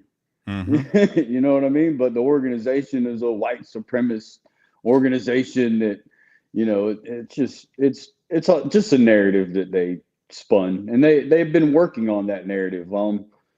I think the American Defamation League and another organization had already deemed the Oath Keepers as a white nationalist, white supremacist organization through their research, and you know, it was all part of the scheme. Yeah. No, I feel you, bro. I feel you. I'm just glad that you're home. You're looking healthy, bro. Look like you got your chest out, bro. What's going on, man? You been in the gym or what? Nah, bro, I'm still doing my 1,000 push-ups and handstand push-ups and you pull-ups, and I'm still doing it, bro. I ain't stopping. I got to show you something.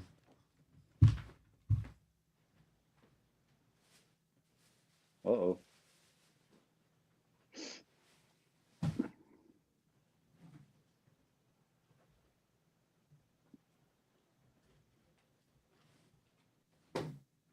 He got lost. Yeah.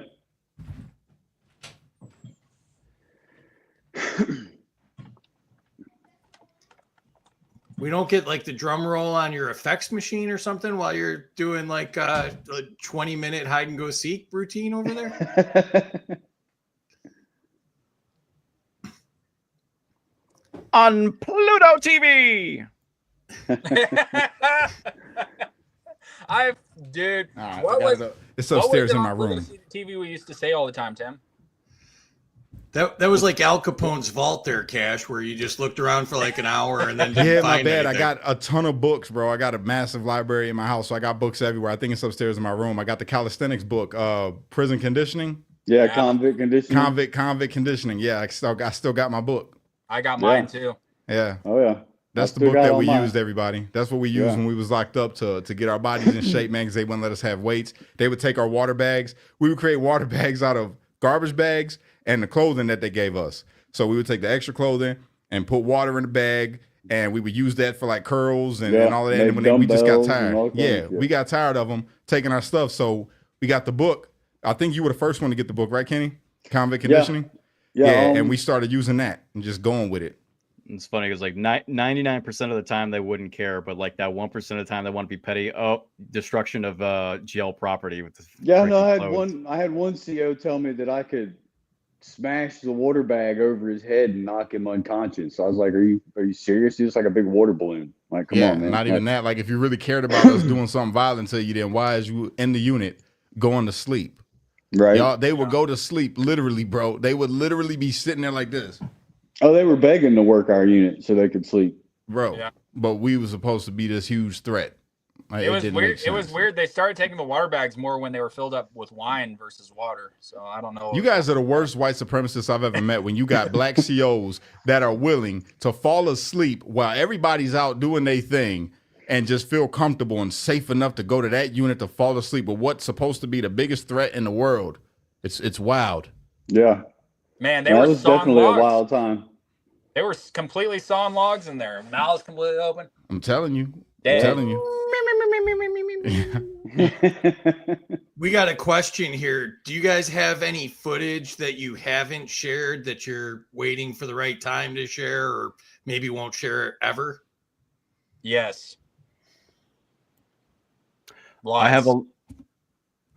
I have my personal cell phone video. Like, I actually released my video as soon as I got out of prison. I wish I could have released it sooner. But a lot of the stuff I did have tucked away is now available. Some of the CCTV. So I guess it depends on what you mean.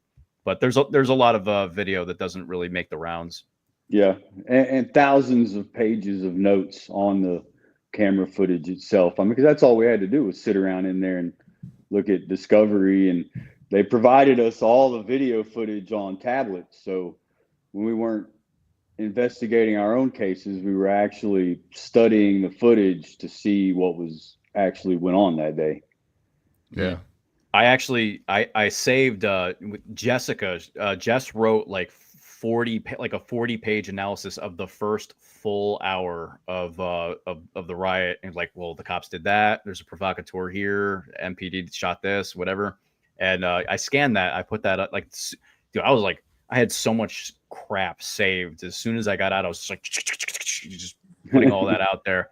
But yeah, that was crazy. Jess actually like literally sat down and analyzed every single minute from multiple camera angles to determine what actually started the riot. Because there was like this malaise at the. We kind of talked about this a little earlier. Just like watching the videos, just like I don't remember any of that. So it was like, yeah, there was like this fog of war sort of thing. Like afterwards, where like people didn't like just. It was just like, what actually happened again? So yeah, that was very important.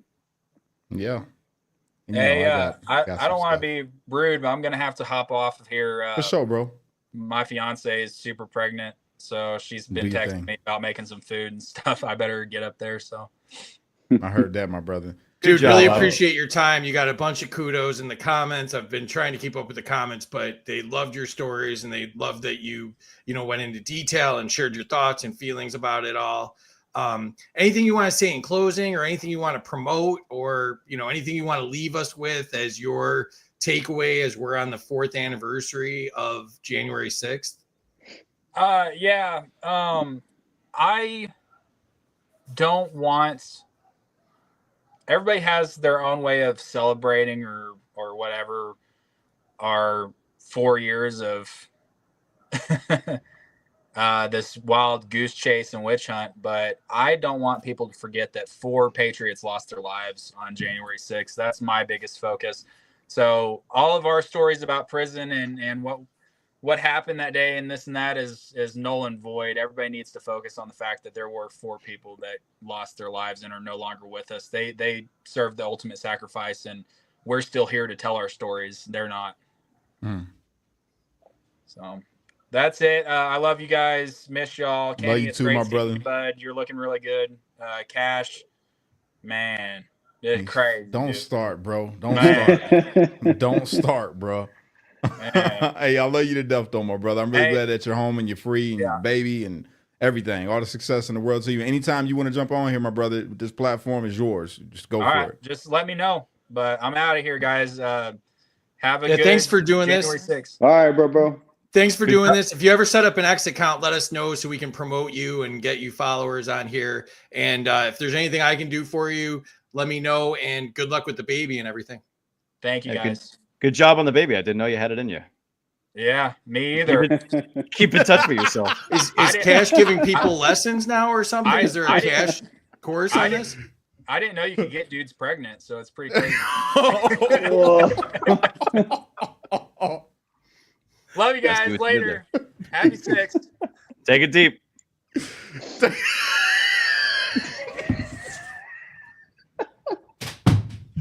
Oh, man, you got me knocking over my stuff here, bro. Hey, we used to give Bobby such a hard time when we was like that. We didn't talk about it a lot. We did. We used to give him a real hard time in there, man. Y'all have no idea. So, that's his way of, that's Bobby's way of, coping. And That's me and Bobby. That's Bobby. Yeah. He likes a hard time. You're ridiculous. All right. That was funny, man. That was good. So, Hey, on Kenny, the real when though- did you get out? What have you been up to? How's things going for you? I got released from the BOP in February, like February 11th. I can't really remember the exact date because the date kept getting moved, and they tried to blame it on the halfway house, but then we found out that it was the case manager that kept changing the dates. So I ended up getting released from the BOP, going to a halfway house, and I was at the halfway house until mid-April. And then I came home and just kind of been trying to put life back together. What was your sentence? What were your charges? How did that all work out for you? Did you plead? Did you go to trial? Can you fill us in on that? Yeah, we went to trial. We had 9 weeks worth of trial. I mean, at the last indictment, I think they had us charged with seditious conspiracy, conspiracy to obstruct Congress, the obstruction of Congress, obstruction of a police officer. There was a whole litany of charges. I mean, there was at one point there was like 28 people on the indictment, and every person had something a little different. I think I had 6 or 7 charges. 3 charges related to the 1512, seditious conspiracy, obstruction of a police officer in the execution of his duties, destruction of government property. Went to trial, beat the seditious conspiracy charge, beat the conspiracy on the 1512, and beat the destruction of government property, and ended up getting stuck with 2 1512s, 1512 C2, and I think the other one was C1. I'm not mistaken for deleting a text message or a chat or something stupid. And then obstruction of a police officer in the execution of his duties, because we stood in front of the cop and protected him from agitated protesters. And he did 3 FBI interviews. In the first FBI interview, he admitted that we helped him. The second FBI interview, he said, I don't quite remember. And then the third one, they come up with this whole story that we were part of the crowd agitating and saying racial remarks. And it was just part of their narrative that they painted. But there's a guy out there, Steve Baker. He's done a great job of exposing all the lies and everything that was presented during our trial. I didn't take any plea deals. I didn't even entertain the idea of taking a plea deal, because I knew in my heart that I was innocent, and I weren't going to become Judas and take a plea deal and, make up stories about other people to have them put in prison for 12, 15, 18 years. So I ended up getting sentenced to 48 months in prison. I did 38 months total time out of that. And I got 2 years of supervised release. And just so everybody knows, the officer that he protected was the big crybaby that y'all seen in the J6 select committee. Big old, the one that looks like a baby. Let me not be mean. I'm trying so hard not to be mean. The big dark side. What's his name? I'm just gonna call Harry him by Dunn. his name. Dunn. Okay, so that way I'm sorry, y'all. I'm trying, but when we talk about J6, I ain't gonna lie. It makes me mad when I think about some of these things, man. But yeah, Dunn. He was the one protecting Dunn. Him and Kelly Meggs was protecting Dunn. Jess Watkins, all the Oath Keepers. They stood around this dude and protected them. And that same guy went up there and spoke crazy about them in front of the J6 Select Committee and told lies. They fabricated. That's why everybody was on the J6 community is so upset when people use the talking points of the January Select Committee, January 6th Select Committee. They were lying. They went up there and told a whole bunch of lies. And by the way, for YouTube purposes only and Facebook, none of what we said here today is true. This is all for entertainment and educational purposes only. Okay? They went up there and they fabricated stuff. They went up there and they fabricated a whole narrative and tried to push that to the public to make people look like demons, man. Yeah. And that wasn't the case. Give you an example. So one of the committee hearings that they aired right before our trial, which was about the Oath Keepers, right at the opening of the committee, they put a picture up of a gun safe that had this multicam painted AR-15 looking thing inside the gun safe. And they, look at this big automatic rifle that these Oath Keepers had. It was an airsoft gun. The FBI took the airsoft rifle and put it in the gun safe and took a picture of it, and they used it. During our trial, they tried to submit like all my airsoft stuff. They tried to use, I had these things called Thunder Bees. So they're like a little plastic container that hold a CO2 cartridge that makes a loud pop, pop noise. They tried to introduce those into evidence as explosive devices because that was the narrative they were trying to spin, that we were some kind of big spooky militia that, for one thing, I'm pretty sure like militias are volunteer fighting forces, right? You don't pay a membership fee and dues to be a part of a militia. At least I've never heard of that before. No. The Oath Keeper's website even specified that their job was to support local law enforcement and keep order. So Yeah. Doesn't really make sense there, does it? Now. No. No. But they wanted to go along with that narrative that had been painted by the American Defamation League and the other think tanks. Are you talking about the Anti-Defamation League, the ADL? And what is it? The other one? Is it the ACLU?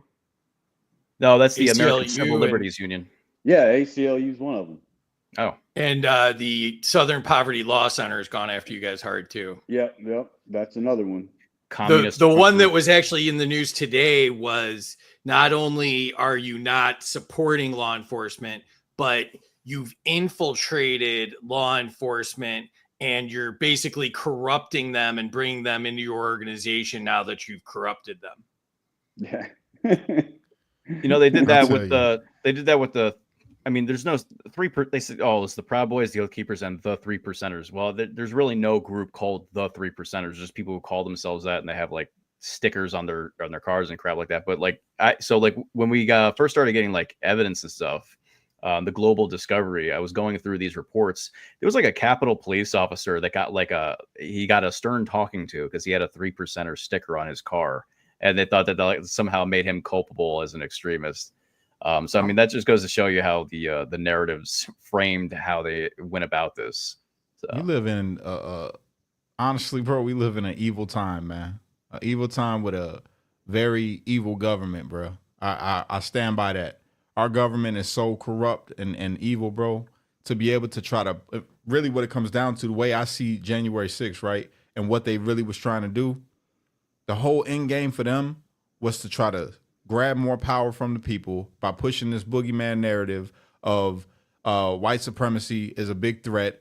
Keep people on the edges of their seats. If you're black, be worried about these white supremacy threats. If you're a Democrat or you're a part of the alternative lifestyle, or the love who you want to love movement, you got to be fearful because these people are trying to take over the nation, and then keep people distracted on that while they slipping things through through Congress and passing these bills, taking money from the American people, and passing a whole bunch of weird laws. Like people forget how the Patriot Act even got signed into laws because they made people terrified about January 6th, about September 11th. And that's exactly the style of thinking that they had with January 6th. Which is ironic because terrorism is, by definition, using fear to achieve political aims. Facts. Womp womp. Yeah. I don't know, man. Serious. Biggest terrorist organizations in the world are governments, Facts. Ruled by the G.I. Joe.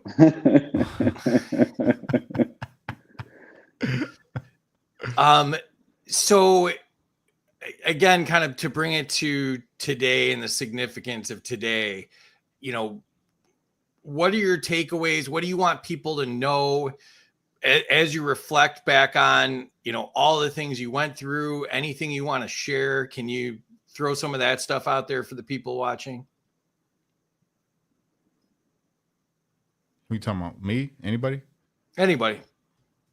I mean, everybody knows my take. I'll leave the floor to Tim and Kenny. Y'all go right ahead. I've said it a lot since I've been here. Well, Kenny just got here, so I'll let him go first before I get on my soapbox. Right. Give a dissertation. Well, I just hope the whole situation, people can look past the narratives that were painted and see the events around January 6th is what it actually was. It was a big psyop.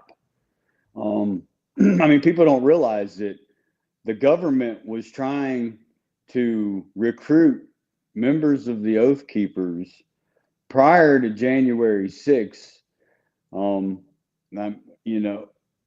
As early as September, October, they were trying to recruit members of the Oath Keepers. The fact that they were inspecting and certifying the facility that they held us at, which had been condemned and closed down a month before January 6th. It's no coincidence that they ended up putting everybody in this place. They knew what they were going to do. I just hope that the future, everything comes out, because that's the only way we're going to be able to heal from this, is that, everything's got to be laid bare on the table. So everyone knows exactly what happened, no ifs, ands, or buts. And just know that, the government, they can come down on you in any way they see fit, especially when the wrong powers are in government. That's a fact. We live in a constitutional republic, and it's supposed to be by the people, for the people. Those people up there in Washington, we don't bend the knee to them. We are their employers. And, I just hope that, people come to realize that. Before we keep going with Tim, I want to address the question, and then I want to play something for you, Kenny. But the question that I want to hit on is, it says, okay, guys, a question for you. Did they force you to get the jab in jail? Were you able to decide? I would tell you right now, we weren't forced per se. It was really coercion, if you want to be real, because they told me, and being there after a long year, that I couldn't see my kids. We couldn't shave. We couldn't get haircuts. We couldn't do anything unless we got the jab, right? So none of us wanted to take it. None of us. We were all opposed to it. And me, I broke. Because I'm like, I got a lot of kids and I missed them, and I hear them crying on the phone, or, whatever's going on at the house. And I really wanted to see my baby. So they told me if I get the jab, I'll be able to see my kids. So it's been forever. And I'm like, you know what? I would love to see my kids. And before I see my kids, I'd love to get that haircut, be able to get myself lined up so they don't got to see me looking like a wolf, and I got it. After getting it, they told me you cannot see your kids because they're not 18. And I told them I had small children, and that it happened to be a lie. There was families bringing their, people bringing their families up there, small children and all, to see people in DCDOC. They lied to us and wouldn't let us see our kids.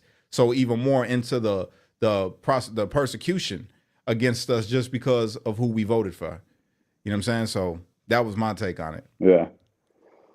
No, that's facts. You know what I mean? Because you weren't the only one. I think Ryan did the same thing. Yep. They dangled the kids in front of them, and I could understand. I could fully understand why you would do so, especially in the situation we were in, and we were all kind of desperate to see our families, and stuff. But it was, I guess the good thing with me is I had a good attorney that was, and it's funny because he filed motions in court regarding the vaccine and the violations of the Helsinki Accord and the Nuremberg Agreement, where they weren't allowed to use prisoners, either prisoners of war or criminal prisoners, as guinea pigs for vaccines. And that's exactly what they were doing to us. Yep, 100%. Okay, so before we move forward, this is something special I would like to play for you, Kenny. So 1 second, let me hook this thing up to my Roadcaster.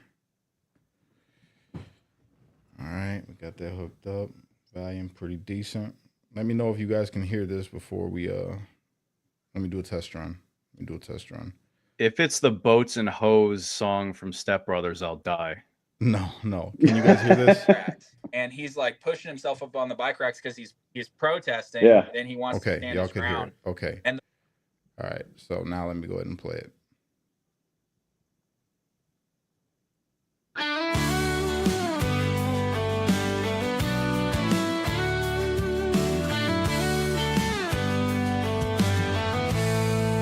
You came into my life, a lover and a friend. Since '09, through thick and thin, we'll transcend. With the strength of a fighter, you've carried us, never giving up, building. Oh man, hold on, we got to keep that going. police are just blasting this man. Oh my god. Bobby's still haunting Sorry. No, this gotta go. Hold on. So I just started blasting. Of a fighter, you've carried us, never giving up, building dreams we trust. And if you're my light, my fighter, my guide, through the storms and waves. This isn't from me, this is from your wife, so everybody knows. 15 years strong, our hearts ever entwined. Kenneth, my love, you're one of a kind. We've cast our lines, fished in quiet streams, riding the roads, sharing our dreams, nestled close in the warmth of your embrace. We've overcome mountains, nothing we can't face. Kenneth, you're my light, my Hey, she snapped, bro. my guide. Yeah. Through the storms and waves, with you by my side. 15 years She got down. This strong, our is hearts touching. ever entwined. Kenneth, my love, you're one of a kind. All right, I'm gonna stop it there so we don't take up the whole show with it. But she asked me, she messaged me and asked me if I'll play this for you live so she can get it out there and everybody can hear it and get your reaction live. So yeah, That's his that wife was- playing that? That's his wife. His wife wrote the lyrics to this song for him. That's amazing. Yeah. Yeah. She got down. Yeah. No, that's great. I know people were like, wait, Cash, you're dedicating this to Kenny right now? No. This is his wife. His wife just messaged me on the I love phone you and too, asked me to bro. play it. Is there a link or anything that we can post for that? If you come across it, or if somebody can stick it in the comments, I would love to promote that. That's just gorgeous. That was Absolutely beautiful. gorgeous. Yeah. That was beautiful.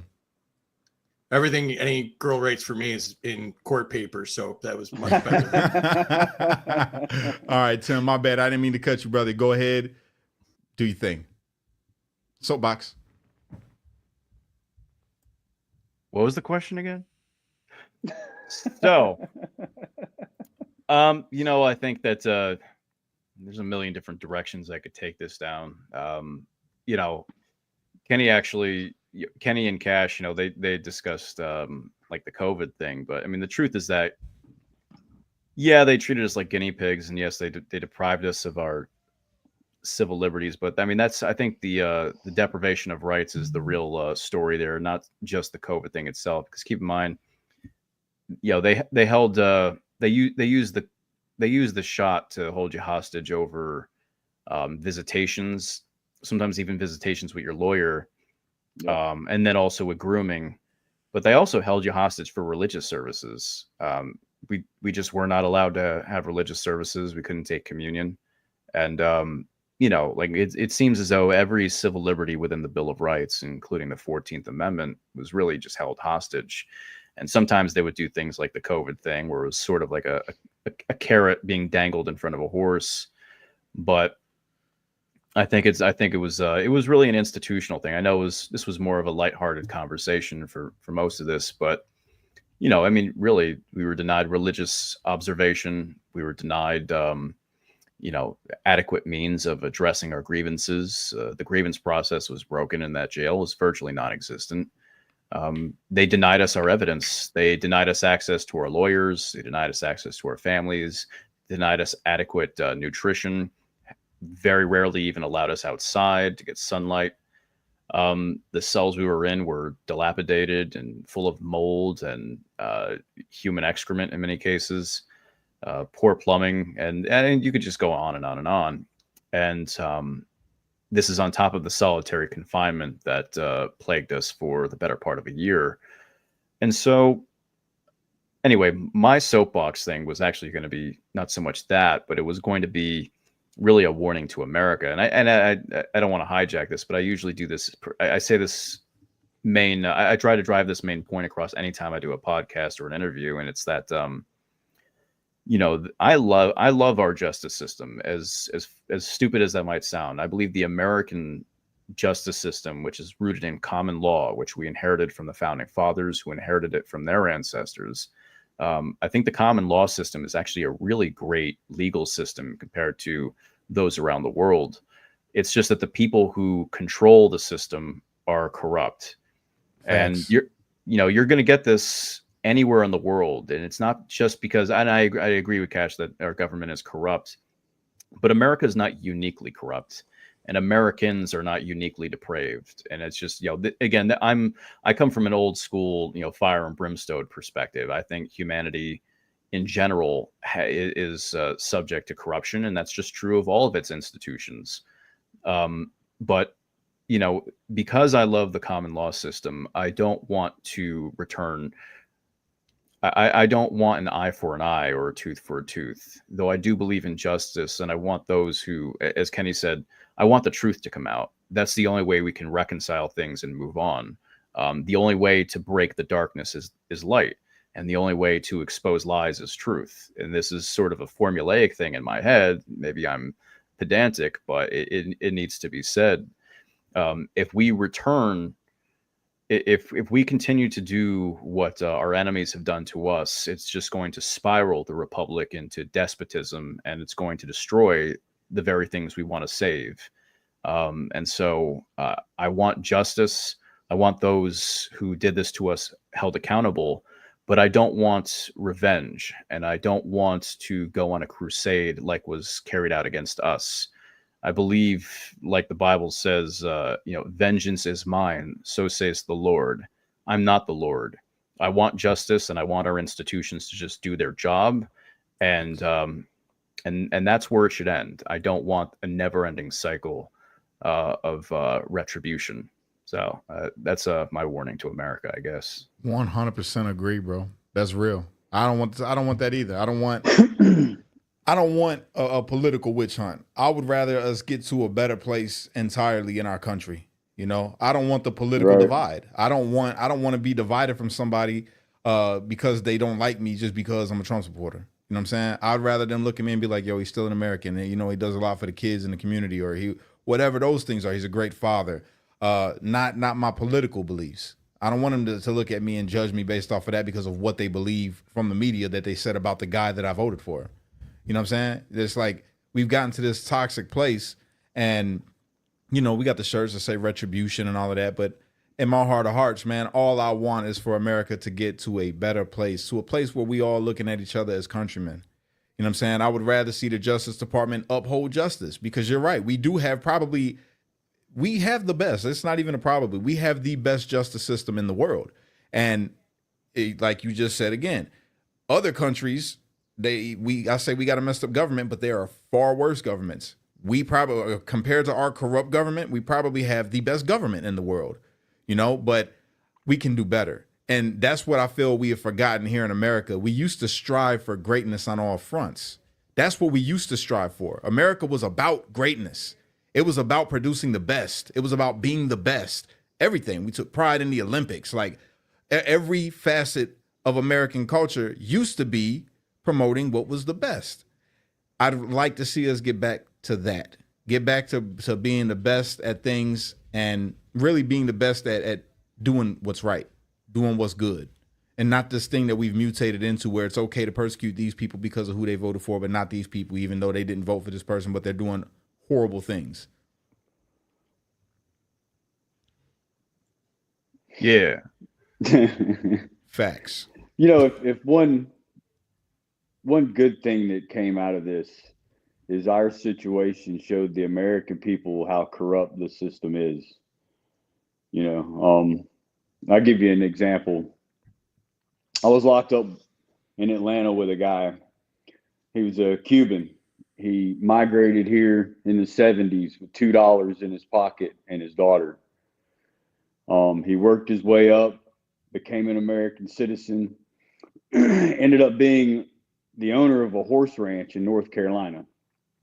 So to pay back, you know, what he had went through, he was taking on guys that had came to the country working through visa programs. Well, the jobs he was working these guys were seasonal jobs. So part of the year they'd work on his ranch and the other part of the year they'd go do other things. Well, some of the guys he had working on his ranch got caught smuggling drugs across the border. They were from Mexico. They were here with green cards and work visas. But on the off season, that was their thing. They went back to Mexico. They worked for the cartels. Well, they found his information in one of their phones.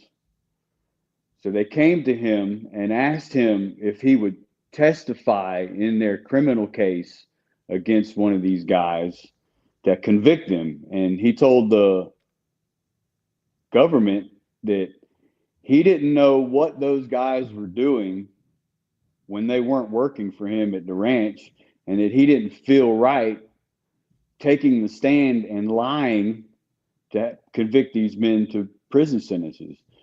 And the government turned around and charged him with a conspiracy charge because he wouldn't testify against these men, but because his phone number was in their phone, they came up with this grand scheme of how he was conspiring to work with migrants bringing drugs across the border. And they gave the man 20 years in prison.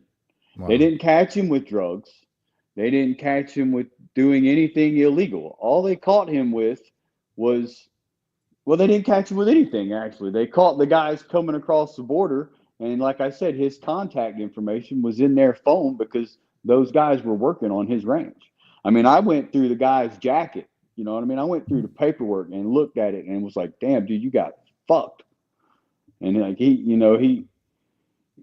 was a genuine good dude. There's a lot of good guys in the system as well that just made poor decisions. The fact that they load these prisons up with guys with 20 and 25-year prison sentences for non-violent offenses is just baffling to me. But I came across a lot of guys that were just good dudes that made poor decisions, you know, and it all falls back into the corruption of the way the system is, because it all turns into a money scheme. You know, the BOP is laundering our tax dollars. They're using the prison system to launder our tax dollars to fatten the pockets of the bureaucrats. I heard that, bro.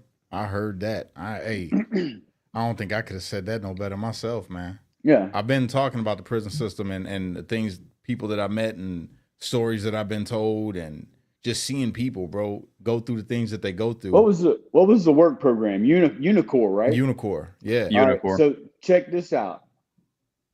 The federal prison in Atlanta had a Unicor building. They used to make mattresses. Well, the building had been condemned and closed down. So they brought inmates in as low-level security, and they were supposed to be put in a camp. There's a camp right outside the wall of Atlanta, but all the buildings are condemned. So they brought like 400 guys from other prisons. They were supposed to remodel and rehab these buildings for this camp so they could work the Unicor program. Well, there's no camp. There's no Unicor program. So they're taking these guys out of their cells at 6 o'clock in the morning, carrying them down to a garage building, having them punch a time card, carrying them back to their units and locking them down, and then taking them back out and punching them out. So they're collecting money, telling the government that they're running these unicorn programs, but they're actually not. Mm-hmm. So they're just using inmates to collect money that the money's disappearing. I think the warden that was there right before I got there ended up getting indicted for embezzling funds. That's real, bro. That's real. I feel like this is me. Y'all know how I get, right? I swear to you, the prison system is legalized slavery, bro. But the 13th Amendment just has a whole new meaning to me. And seeing people, you know, chained up, like the horrible thing that you got to go through right before you even get into where you're going to be housed at. They got to strip you down. You got to be chained up. You got to, it's so degrading. The whole experience is just degrading. And then you're told what to do by somebody you know is more corrupt than any person that you see locked up inside this place. This person, this CO over here is bringing in the drugs. Yep. This CO over here is sleeping with dude. You know what I'm saying? It's all kinds of stuff going on. They bringing in the cell phones that you catch a shot for. You know, Yeah. and it's like you're bringing in the cell phones that could potentially put somebody else at risk or put your life at risk. And you get to go home every day. And then the people are just okay with having this system. So the justice system, though it is probably better than everywhere else in the world, the housing system is far from the best in the world. And I say that because you see examples of places like Korea or the Netherlands or, you know, all these countries that are supposed to be beneath us, but they have a system to where the recidivism rate is just so low. So it proves to me that even though we have the capability of being the best, we don't want to be the best because that's what they're trying to be the best at. They're trying to be the best at incarcerating people so they can make money, so they can launder money, so they can do the things that they do to make their pockets big. And they incentivize people to go back to prison. And if they can't incentivize it, well, then they'll create laws that'll make sure that somebody's going to jail because these people are doing this thing naturally, you know? And it blew my mind, bro, just studying this stuff and looking at it in a deep. I don't talk about it as much as I should, but that's something that is like moving forward. After all this is done and I'm off probation, I got to advocate for it. I've got to. Go ahead, Tim. No, I think yeah, I think with well, actually, first Kenny, I had our warden. There was a warden that I guess went to prison because something with the contracts there. They wasted all the money that was supposed to go towards air conditioning for our units to put in this pointless chain link fencing around the rec yard when there was already a perimeter set up. So yeah, I guess the warden's brother, she paid him to set up those fences instead of giving us air conditioning. So that was nice. Yeah. So I mean, but that stuff happens. There is a level of nepotism all throughout the Bureau of Prisons, and then part of that is, I guess I was just going to get to that, is that a lot of the corruption you see in government, and I guess you could also attribute this to or apply this to business as well, but a lot of the corruption, I think, is not inherently due to conspiracies, but really a coalescing of interests. And so I think a lot of the nepotism, well, okay, I think a lot of the things that we all just talked about wouldn't exist, especially the incentivization to, well, let me acknowledge also that our justice system as it is right now with the people in charge of it, its main priority is convictions and not justice. That's why they have a 90+% conviction rate, primarily from plea agreements. Most people don't get to see, a trial anyway. So I think that's the issue, and that's an issue right there. But also, I think that there's where a lot of this meets is that when this country was founded, the executive branch of the United States consisted of George Washington and John Adams, the president and vice president. That was it. Eventually, you got Thomas Jefferson as Secretary of State. You had Hamilton as Secretary of Treasury, and you had Knox as Secretary of War, and you had an Attorney General.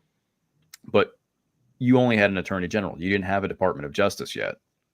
And so gradually, you've gone from a Department of War, Treasury, and State to Department of Interior, Department of Commerce, Department of Labor, Department of Agriculture, Department of Health and Human Services, Department of, and so on and so on. There are over a dozen, right? And so the executive department, the executive branch has grown and over to the point where it really does seem like Thomas Hobbes' Leviathan. But even more than that, I think that I think that, how do I put this? Well, basically, I think that the state has found a way to turn pretty much anything into a crime.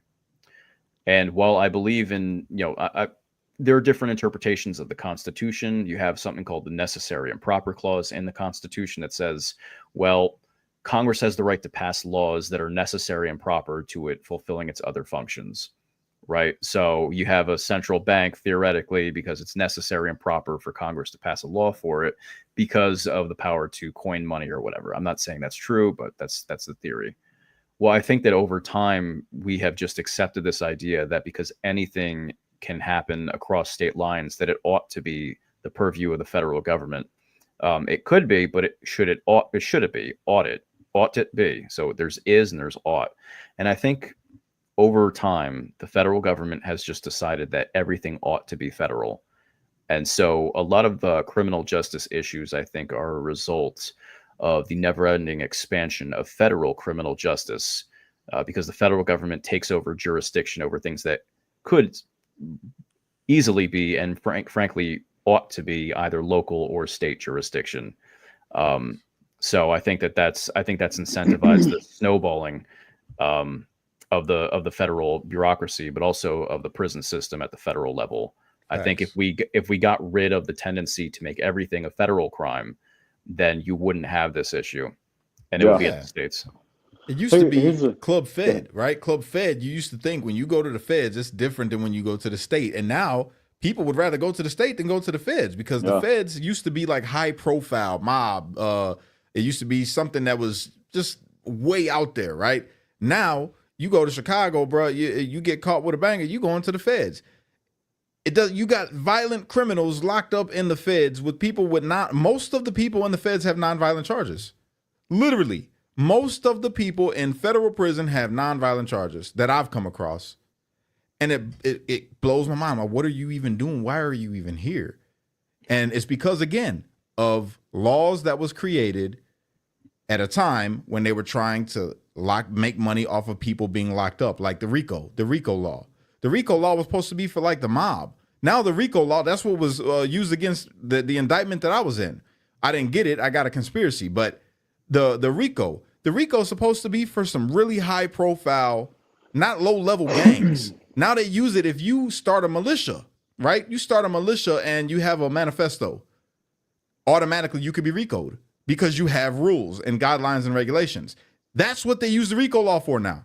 If you have a group of people right now and you create a manifesto for a group, you don't even got to name it. You just have a manifesto. If you're going to be a part of this group, this is what we're going to go by. They can literally hit you with a RICO charge. Yeah. And that's another thing too, is that like the, one of the things about the common law system is that it's based off of precedent, right?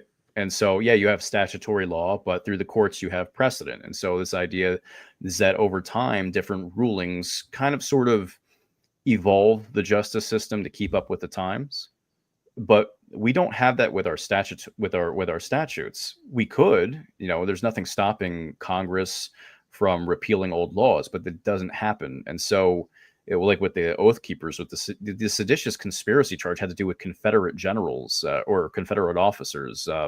The civil disorder. That had to do with the Civil Obedience Act of 1968. That was about the race riots. That was about stopping civil rights protesters. But now you understand why they had to paint them as white supremacists. That's the whole reason why they needed that white supremacist narrative to be able to charge them in the first place. Like the civil lawsuit that's going on with us now by the District of Columbia, they used the KKK Act to bring the civil lawsuit. That's crazy. You know what I mean? And the obstruction charge had to do with Enron. It was the Sarbanes-Oxley Act, and it was a substatute that it was created in 2003 after the Enron scandal. And so, not only are these misapplied, but they're also anachronistic. And so I think in the future we should a responsible government. Like I see conservatives, they say like, oh, for every new one law, they should repeal two. Like, I'm not saying it should be that ratio, but yeah, I think that a responsible government needs to modernize its laws. Because I don't know about you guys, when I first went to prison, I was like in a quarantine, so they just had us in this dump of a building, and I found the federal code, and I was like, oh, I'll try to educate myself about the specific statutes or whatever. And there's like 18 USCs because of the different titles of federal code. It's super huge. Yeah. Like, first off, a normal person is never going to know about half of that, so they're always going to be at risk of being a criminal. Like the justice system, one of the concepts is that an average person should be able to know what the law is. That's the first thing. The second thing is that's insane, because this just goes back into what we're talking about. This isn't about the Bureau of Prisons per se, but think about the legal. Think about the legal industry. Look at lawyers. The lawyers, we figured this out while we were locked up, bro. The lawyers don't know law. They know procedure of law, because you had us telling our lawyers statutes that they should know and codes that they should know. And all throughout prison, that's the theme. You hire a lawyer, your lawyer don't know everything. So you start studying your case and you're sending things to your lawyer like, yo, you need to look into this and see how it compares with my case. And you find out real quick that your lawyer does not know anything except how to file. Your lawyer don't know not even an eighth of what is in them codes. The proper verbiage to write a filing. Yeah, that's it. Yeah. It's insane. It's insane. But go back to like the RICO and stuff. Another charge that they use that's broad is the conspiracy charge.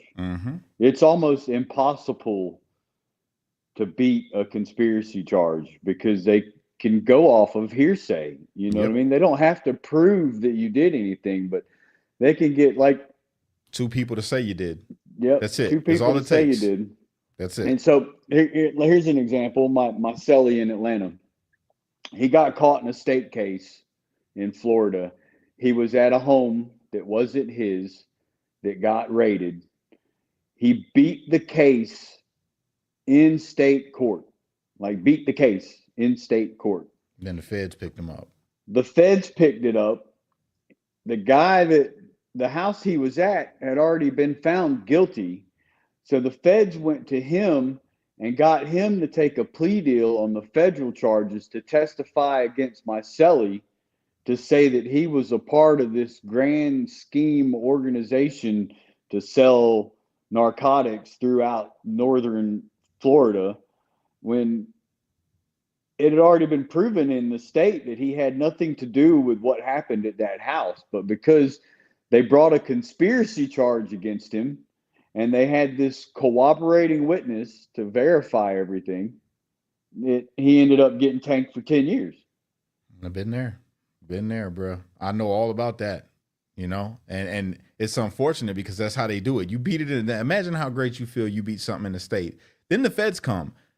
They got a 99.9 or 99.7 conviction rating, right? But this is the statistic that they don't tell you. Do you know their overturn rate? The Fed's overturn rate, I think it was something crazy like 80%. 80, how do you get a 99.7 conviction rating, but have so many of your cases be overturned later on? It lets you know that this is a scam. Y'all are rigging it. You're getting a lot of young people locked up, and then you're coercing them or threatening them, right? Under threat of duress, saying, look, either you're going to take this plea or we're going to give you this amount of years. And they're freaked out. They don't know. All they know is they got a 99% conviction rating. So then they take the plea, and then you take that plea. And what does that do? It screws your co-defendants, because now you're admitting, yep, I'm guilty. Well, that means that they're guilty because they're saying that in a conspiracy, y'all did this, not just you, y'all. And that's exactly what happened with me. Yeah. Exactly what happened with me. Yeah, well, that's like in our case. They used Facebook and Instagram. They used social media to tie the conspiracy together. They used a phone call that was made.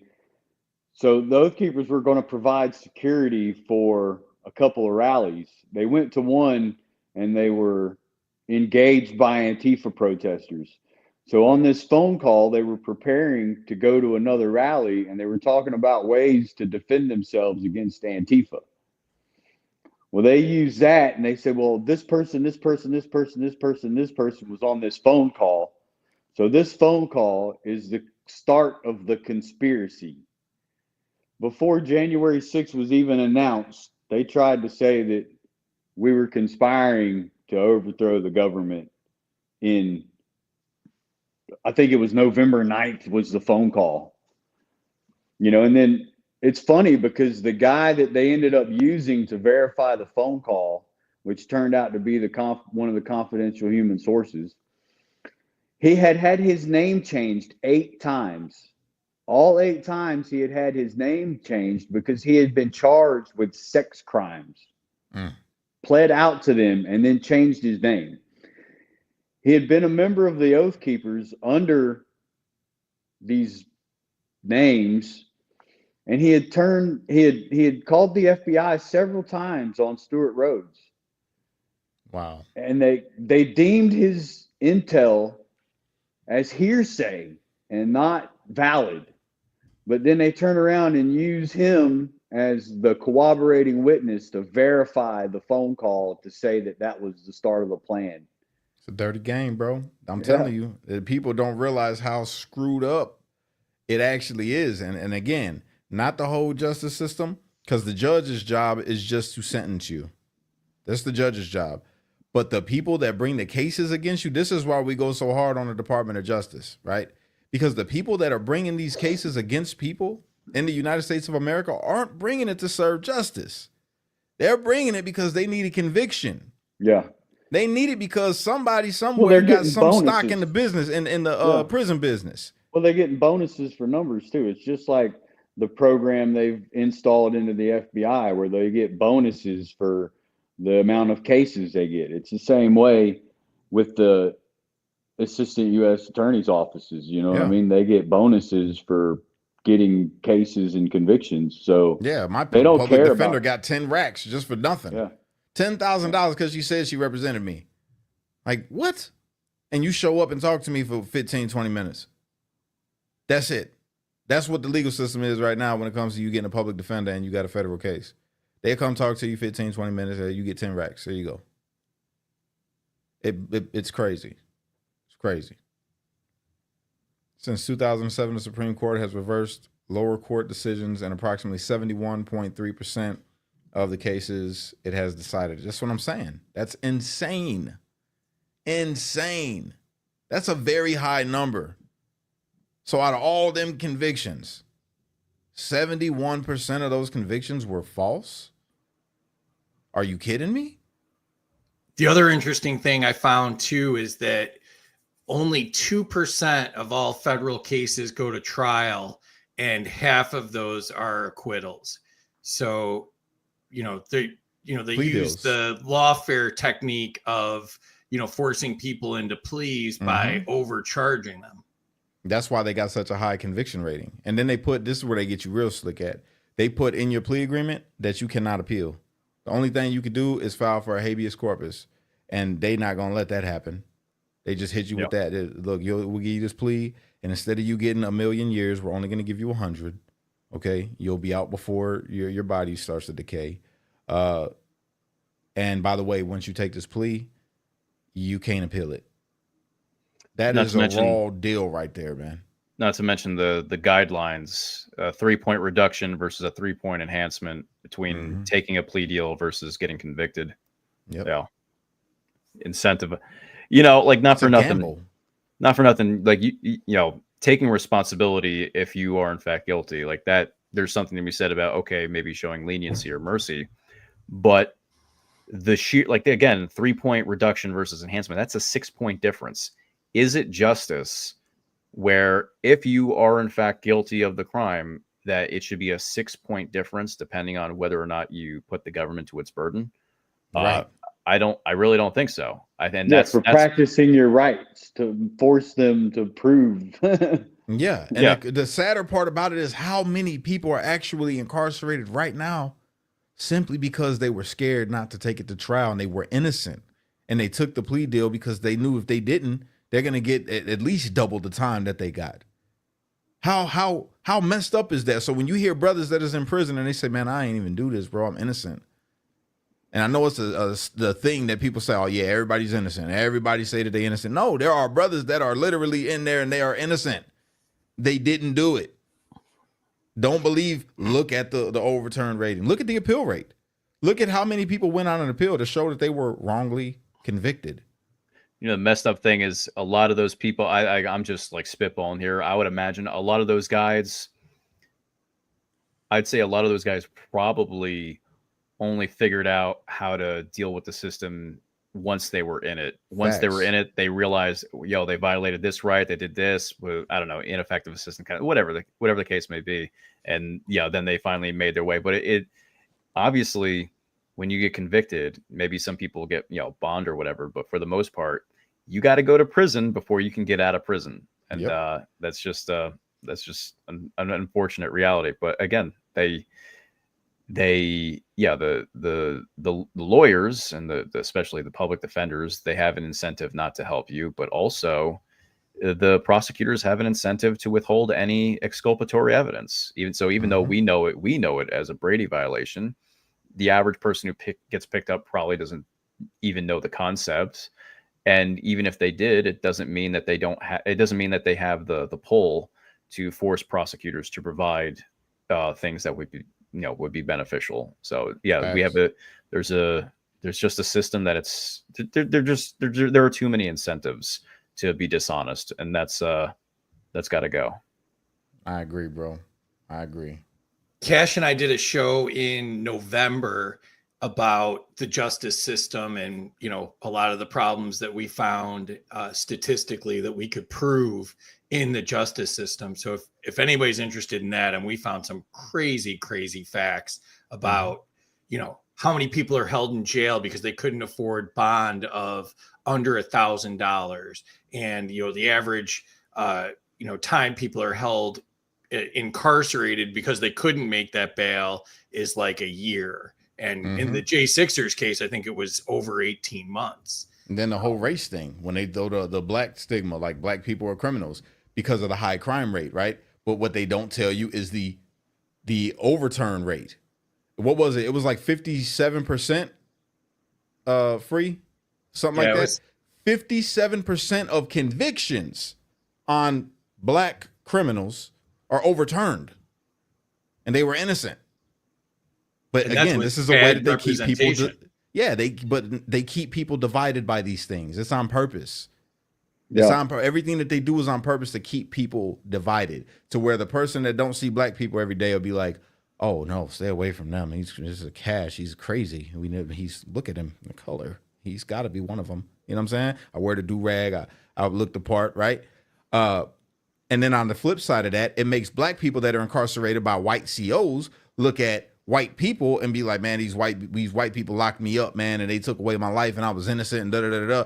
And you go to a system where it's segregated by race and gang, so you're learning racism. They send you in here, and everybody learns racism real quick. You're gonna learn racism real quick. You're gonna learn. Now you have this PTSD inside of you. You have these memories, and you're like, this system is against me. So people wonder where that stigma comes from when black people are like, "Bro, the system's rigged against me." It comes from people who have made it out that system. Over half of the black people that have been incarcerated get released because they were innocent. What do you think they're telling people when they go back to the community? It's like, and people don't see this. This is why I say they were indoctrinating inmates in Atlanta into Marxism. Like they were teaching it in the education department. And I'm not talking about like inmates running a class. I'm talking about like a college local to Atlanta was in the education department giving classes on how great Marxism was. And I mean, I was walking by one day. I think I was going down to the barber shop, or I was doing something. And I look over on the whiteboard and I see Karl Marx, and I see a whole bunch of stuff written under it. So I was like, you know what? I'm going to step in here just out of curiosity to see what's going on. So I slid in, and sat down for about 10 minutes, and it was indoctrination. And I mean, you know, some of those guys, they were highly educated and they were just taking that class to get their credits, but a lot of those guys aren't, and they're teaching these guys. You know, it turns into recidivism, you know what I mean? Yep. Because these guys go out into the community and they automatically think that what they were taught in this educational department where they were locked up at is the way things should be. So they start acting a certain way. They totally throw, you know, their lives away because they've been indoctrinated in these beliefs. I'd say, and you know, you're right about the division. So I go to the chaplain first week I'm in Atlanta. I go down to the chapel. I go in the chaplain's office. I walk in there, chest out, head up high, and started talking to him, trying to get a Bible and get some other things. And the guy looks at me and he goes, "What are you, some kind of shot caller?" And I said, "No, I'm just a guy trying to get a Bible and stuff." And so he asked me for my ID card. So he grabs my ID card and scans it, and he looks at it. And he looks back up at me and he goes, "Oh, you're one of those guys." And I go, "Excuse me?" And he's like, "Oh, you one of them white supremacist motherfuckers, ain't you?" And I said, "Sorry?" Say that again. And he goes, I know your type. I'm looking at your sheet right now. You one of them oath keepers. You're a white supremacist. Like, how you feel?" He just went into this whole thing, and it was him and another CO that were there, and they were totally on the like white supremacist, white nationalists. Like, I think the day before, I don't know if you remember, there was a fight, I think in Alabama on a boat ramp. It was like a river boat or a boat ramp. It was a bunch of black people, some white people. They tried to make a whole race thing out of it, but it fell out of the news pretty quick. But the dude says to me, he's like, "Man, call you people over in Alabama. Tell them to stop attacking our folks." I was like, "Man, what are you fucking talking about? Like, you're a chaplain. Mm-hmm. Like, you're not supposed to be acting this way." But Kenny, please, Kenny, get on your racist hotline and tell them to stop. All right? Right. yeah, exactly. Well, I feel you. to caveat on that, during one of his sermons, he tells the guys in the sermon about a new white nationalist on the yard that they should be looking out for. Wow. Yeah. But what's funny is I was like my cellie was he was in the chapel when that happened. So he grabbed a few of those guys and brought them to the cell and was like, "This is who the chaplain's talking about." And we sat and talked, hung out, broke bread.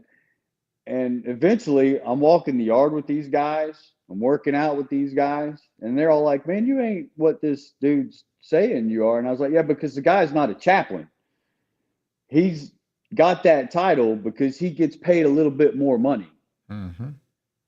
You know, that's crazy, Kenny, how that worked out. Because if America could grasp that, yeah, I know what these people are saying that are employed over me. These people aren't here for me, right?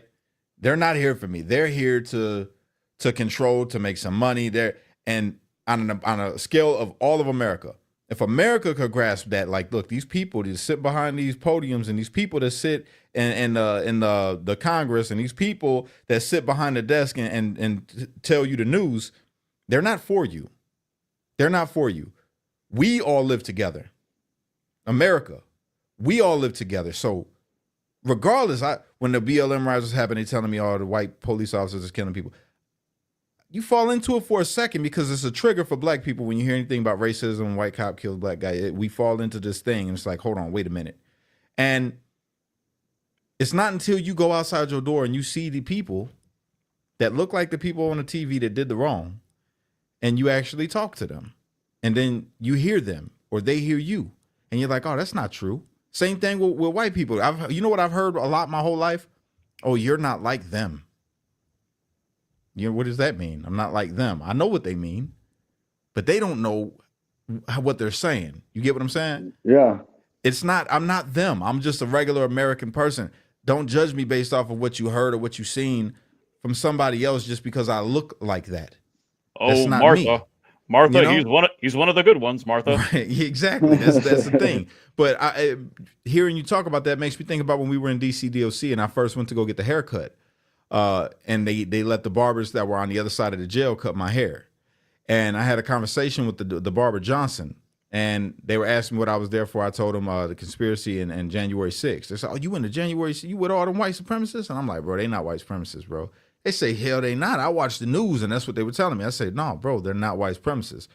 And he go, "Bro, it don't matter if they're not white supremacists or not. You shouldn't even be over there with them. You should see if you should be over there with us because you black. You not one of them. You." And I'm like, "Brother, I got more in common with them than anybody that I've met in this jail yet, other than if you looking at skin color. You know what I'm saying? We have the same style of thinking for the most part about what we want for this country." And then I start talking to them about law. And then I remember everybody was feeling everything I was saying. They're like, "Bro, you kicking some knowledge. That's facts. Everything you saying is real." But the barber was so upset. He go, "All right, just wait till you get to that yard. You're going to find out how it really is. These white, they don't care about you, man. They don't care about none of us. You're going to see when it come down to it, if y'all going to the same yard, they're going to put that knife in you." And then I'm like, "No." And I told him, he said, "Watch, you'll see when you get there, you going to maybe have to do something to one of them." And I'm like, "Listen," and I stood on this. I say, when I get to where I'm going, I promise you this, I'll never go back to being the person that I was as far as being a gangbanger. And I'll never become a racist. You're never going to see it. I don't care what yard they put me in. I'll spend my time in the hole if I got to. You're never going to get me to be something I'm not. No one will ever get me to be something I'm not. The feds couldn't get me to be something I'm not. You know, so I think about that conversation and how his mom was already ingrained that he's done years. He was just getting out. He just came back from federal prison and he was housed in DC about to get back out into the world, which I hope that he's successful out there. And I hope his mind might have changed being out in the real world. But hearing the way that he that he thought and wanted me to think because of the experience that he just had. It wasn't necessarily against me or against y'all. It was because he just came from a yard where now I know that was a reality of what he said. It just wasn't my reality. I chose something different. And I feel for that brother. And I feel for a lot of brothers that had to go through them systems, and he was there for a long time before it got a little bit better than what it was. It used to be worse. I'm sure y'all have heard the stories about what it used to be like in there, about how things used to go before like body cameras or surveillance cameras was put up in there, and the things that were happening. And it's just like, dang, because that is a reality. They teach racism. They teach racism in prison. They want you to learn that and take it back out into the world and be that angry person and think a certain way about somebody based off of their color. It's a sad thing, man. Yeah, well, it's funny because there are guys in prison that know the difference. Like take me, like, for example, I earned my respect. I did man time. You know what I mean? I worked out with dudes in the Bloods, Gangster Disciples. I hung out with Odinists, straight edge guys, the independent crews, like what Bobby was talking about. I didn't get involved in the politics because once you got involved in the politics, that's when the racial divide starts occurring. You know what I mean? Like the guy I'm working out with, if I go stand in the huddle, I got to stand with the white dudes. I can't go over there and talk to him because then that makes his people think there's something going on with him. And then he's in trouble. You know what I mean? So, but looking at that, though, I was kind of lucky because they tried to drag me in and the guys would say, "No, hey, no, he's not, like, we're criminals. This is what we do." Facts. He is not a criminal. He is a political prisoner. I heard that multiple times on my life, multiple different situations. Like, it was kind of a good thing because I had guys grab me like, "Hey, you need, you need to come with me. We got to go pull up over here on this meeting and da da da da da." And then, one of the speakers for one of the other cars would come over and say, "Nah, he ain't going. This ain't his life. He ain't about that. You see this man? He's doing man time. He got a clean jacket. He don't fuck with nobody. Let him be him." You got lucky, bro. A lot of brothers, they don't get that when they go in there. You got people that was around you looking out for you. You was in a medium, right? Well, they're medium low. Yeah, medium low. Okay. See, it depending on where you go, it's like it's unavoidable. Medium low, you had it. That was sweet. That's really good. But places where medium high or high, it ain't so good. Oh, yeah. When I was you gotta in be politics in. Well, not necessarily. You could be independent, but like you said, there's things that you won't be able to do. And when you go to a weight pal, if you have weights where you was at, you can't go just work out because there's going to be other people around the machine and they have their time set, especially if they're a gang. There's going to be certain times where you can't use the phone because this phone is for gang members and this gang over here, or this one's whites only, or this one, whatever. And if you're an independent white, you can't use the phone until after the white gangs that are larger than you can go, unless the independents are the larger white gang. So it just, it all depends on the numbers, man. And there's a lot of people that want to take advantage of that. They'll see somebody that'll come in and they're on man time, and they'll try to, mess with them because they're on man time. Because who's going to look out for you? You willing to push a knife on your own? If you're not willing to push a knife on your own, you're going to take what's coming to you. You know what I'm saying? But them are discussions for, other times. Yeah. But overall though, bro, again, the system's just messed up that it's that life is like that. You know what I'm saying? For people, for you, for Tim, whatever you had to go through up in there. What I was getting at though is I had several I had several black friends, and it was funny because most of them were educated, and they knew the difference between racism and community. You know what I mean? But then you had a lot. I say a lot. It really wasn't a lot. But there was like a select few guys that were just ingrained in that mentality, racist ideology. Yep. It sucks, dude. It does. Tim, where'd you go? You was at the low, right?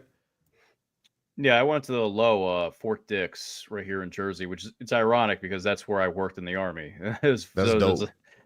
Well, no, the prison was actually it was kind of like DC. It was basically a condemned Army barracks, and so if the mold was bad in DC, I don't know what it was in Fort Dix, but it was a low, so there really wasn't a lot of politics.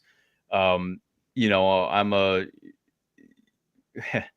a mongrel, so but I present like Kenny does. So when I got to prison, I'm like, the first person that come up to me is gonna be fucked up. I know. So this like midget, he comes up to me and he's like, "Hey, you wanna join?" He basically tried to get me to join this independent white car. I mean, it was just a white car. It was whatever. Right. And like the leader was this dude who didn't have a real name. He had a nickname. He was really from California. I'm in New Jersey. I'm like, why are you on the other side of the country? BOP's supposed to, whatever. And he's got his Swazi's tattooed all over his shit. I'm just like, I'm not dealing with this. And my room is all Mexicans and Puerto Ricans. I was in like a dorm room. So I'm like, no, I'm comfortable with this actually. So I didn't have to really roll with a car. So I got to on a low. Yeah, but there were cars. There weren't really gangs, but I was also fortunate too, where like it's like messed up, like how they hide shit from the public. First off, like a third of the inmates were really illegal aliens. So it was kind of like an ICE facility. Another third were the same way in Atlanta. Yeah, dude, they bragged in Atlanta about how 70% of the population in that prison at that time were ICE detainees. Yeah.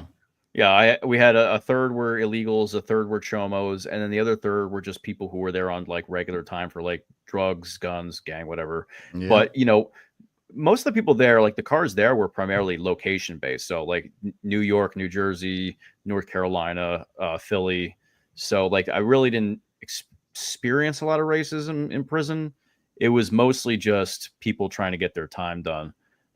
So I was fortunate in that regard. And keep in mind also, I was a vampire. So like, bro, I just stayed up all night reading books and then I slept in the day. I didn't really fuck with people to begin with. Bro, when they first made me leave, you know where I went? I went to Lexington, Kentucky. It was a low and it was the best prison ever in the world. Like, it was just great. It was like I pulled up at Hogwarts and like I was going to play the game that they play. It was really, really cool, bro. It was there was like, it was an active yard. There was no gang real politics going on like that. And I didn't have to mess with nobody. People from Indiana came up to me. Like when I was they did the COVID thing for 2 weeks. You had to be on quarantine still when I got to the prison.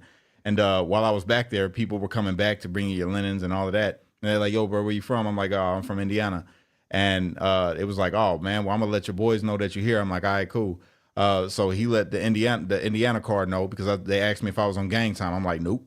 I'm not in the gang. I lied. I'm like, I ain't never been in a gang. I ain't got nothing to do with gang. So they went back and told the Indiana dudes that I was there. They started bringing me stuff. But we all made the jokes when we were locked up. Don't take nothing from nobody, especially if it's candy. So I'm like, no, I don't need nothing, brother. You can let them know I'm cool. Send it back. I don't need anything. So don't leave a chocolate on your pillow. Yeah, bro. I'm like, I don't want nothing. So I didn't take it. But when I got out there, there was people that I knew from the world. And they were like, bro, what are you doing here? And it was just cool. It was just like, okay, this is my brother and I'm here.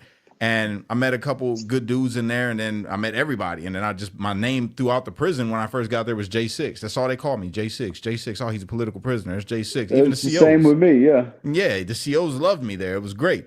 But then I got moved. Because remember when I was locked up with you guys, I was telling you that I had to go to the gang dropout program. That's what I was going to do, because I'm like, I'm not joining the gang. I'm not going back to that life. So I go to the thinking the gang drop, and I was bragging about it when I was with you guys. I'm like, the gang dropout program, bro, is going to be great. There's a whole bunch of people there that's going to be like me that don't want to gangbang no more. Bro, they put me to Lewisburg after I left Hogwarts. That's what I'm calling it. They took me to Lewisburg. Bro, they threw me in the hole. I've been a great inmate. I ain't did nothing wrong. They put me in the hole. I'm like, what am I doing in the hole? They say, oh, you got to be in the hole if you're going to the gang dropout program. I'm like, oh, okay, maybe it's just a hell before you get to heaven. You know what I'm saying? So I'm in the hole. After a couple months of waiting to be designated, they ship me. I'm in the real unit inside of Lewisburg for like, what, 2 months? 2 months out of the 6 months, 5 months that I was there. I'm on the real unit. Then I leave from there and I go to my real prison, and I'm really excited thinking I'm going to be at a good facility and there's going to be a lot of like-minded individuals in there that don't want to gangbang no more, bro. The drop yard was worse than the real yard, bro. These people were supposed to be, in my mind, I don't know. I thought of differently. I'm thinking, oh, it's going to be upstanding people that are just ready to get home to their families. They want. No, these are people that got kicked off their yard, that done got stabbed, people that didn't have an eye. It was people that was owing debts or run up a drug debt that they couldn't pay. It was people that got caught messing with boys. It was all types of stuff, bro. And I'm like, whoa. And there's no organization. So when you go to a drop yard, you're thinking it's going to be more, chill. No, it's way more wide open, because now they don't have to answer to nobody. They can be a scumbag the whole time that they're there without repercussion from their car. There's no car. If you kick it with these people, most of them was drug addicts. You know what I'm saying? Most of them was drug addicts. That's what a majority of them was. You found some good brothers. I'll say about a good 10, 15 brothers where I was at that I kicked it with every day, that were real for real, like on my time. They're like, yo, we just trying to get home, bro. We ain't on none of that. We working out. We don't do drugs. We don't do none of that. We stay away from all the BS. We sat at our own table. We had our own table. Like we don't do that. It was still segregated by race though. That's what they went back to there. It was straight race. So blacks sat with blacks. The blacks and the Puerto Ricans sat together. The whites sat with the whites. The Mexicans sat with the Mexicans. And the kitty diddlers couldn't have a TV. They weren't allowed a TV. And that caused problems. Like they was always beating up the kitty diddlers. And yeah, it was crazy because people getting, I was there with Derek Chauvin. He got stabbed up. You know what I'm saying? I was there when another dude lost, and it was just like, bro, you cannot do this on a regular yard. You can't just go up and start a conflict with somebody and there's not going to be no repercussions. No repercussions there. Do what you want. You want to whoop somebody? Go ahead. You want to stab somebody? You can go for it. Nobody's going to do nothing to you. You're just going to go to the hole. And then some dudes, you know what a check-in is. So yeah. Dude wanted to go to the hole because he owed a debt. All right. He's going to take that. He's going to take that knife and he's going to go and stab the first person that he can, just so he can get taken off the unit and hopefully get redesignated to another yard. So he don't got to pay this debt. And that's what a lot of them dudes were there for in the first place. So you're just around a bunch of stab happy drug addicts. Did y'all have the? Forget. But I was gonna say, like for y'all, what was it for like where I was at? It was like deuce heads. Everybody was on deuce or K2. Like it was like, everything where I was at, bro. We were needles and all types of stuff. I'm talking. They be wheeling in drones as big as cars that had fucking like malfunctioned, dropping packages on the yard. I'm telling you, bro. It was crazy. Like there was dudes shooting up, falling out, nodding out in the cell. One funny story, and then I'll cut it out because we talked about the bad stuff. Let me tell you something funny. When I was in the low in Lexington, there was this old dude from West Virginia, right? Or from Virginia. No, West Virginia. Old guy, tall black dude with dreads, came off as just this nice guy, right? And there was a whole bunch of dudes floating around that facility. It's a little young Mexican kid, man, one of the paisas. He was doing deuce a lot. So he ended up in his room. And in Lexington, there's no locks on the doors. We had cells instead of a dorm. We had cells, but no locks on the doors. You could just walk in and out of your cell whenever you wanted. It was great. It was literally, I felt like I was in a college dorm. And the dude walks by this dude's cell. We all standing in the hallway chopping it up. He walks past the dude's cell and he stops and he looks back. And he stands there. He gives him this look. I come walking up just to make sure he don't try to do nothing to the little Mexican dude, bro. So I go walking up. He go, hey, man, somebody better get this youngin', man. He over here messed up on that dude. Somebody gonna get his butt. I said, what? That's what's on your mind right now? I'm thinking he's gonna try to, maybe ruin his cell and rob him or something. No, he was on booty time. I'm like, okay. Okay. So yeah, we had to wake the little dude up. It was crazy. He's a booty warrior. I'm the dude from Boondocks. A man's butt.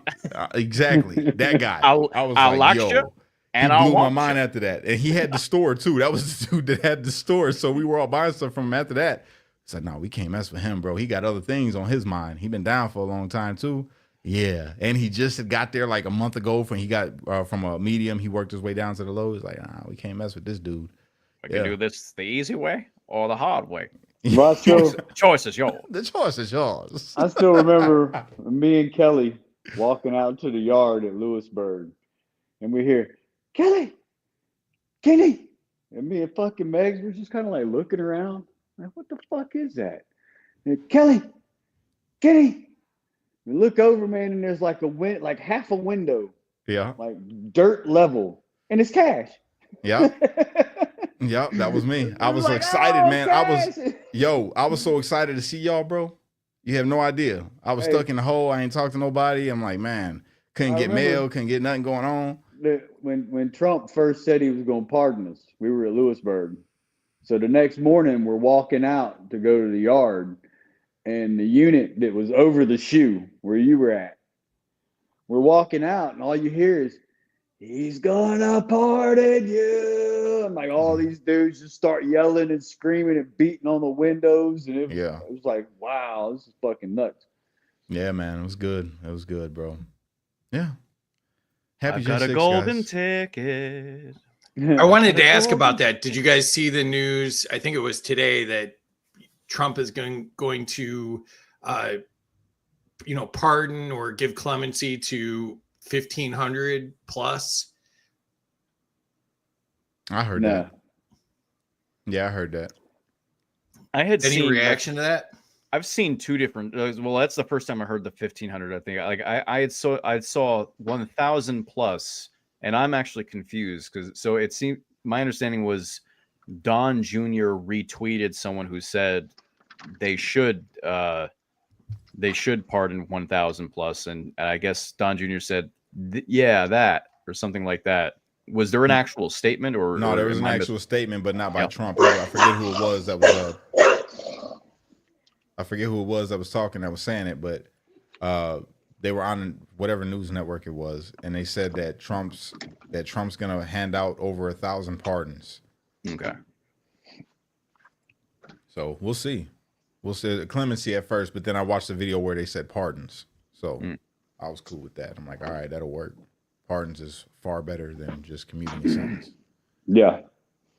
You get all your rights back. Yeah.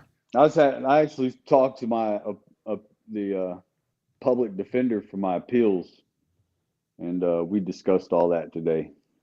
So yeah, man, I hope it happens. I guess they're trying to figure out how much work they need to do. My brothers, look, it's been great. Not to cut it, but we on for 3 hours, and my baby, I could hear. I've heard her like 4 times already. I know Champagne's probably like, this is the longest live that he's done since I've had the baby. But this is great. I would love for you guys to come on more, man, and just talk be here. You know, this is good. This is the vibe right here, bro. This is a whole vibe. This was great. One of the best shows we've done. I was gonna float too.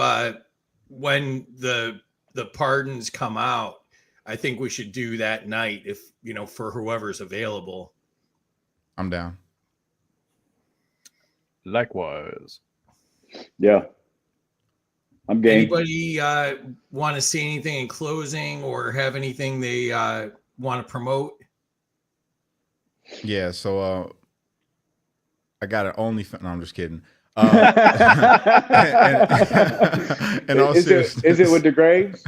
No, God. Yo, we got to talk about that too on the next one, bro. We got to talk about the grave, bro. That's something. But no, in our seriousness, we got a lot of people watching right now. I appreciate you guys for sharing this thing out. I appreciate everybody for tuning in. If you have not already and you're watching from X, I know I got a lot of people over on X, and so does Free.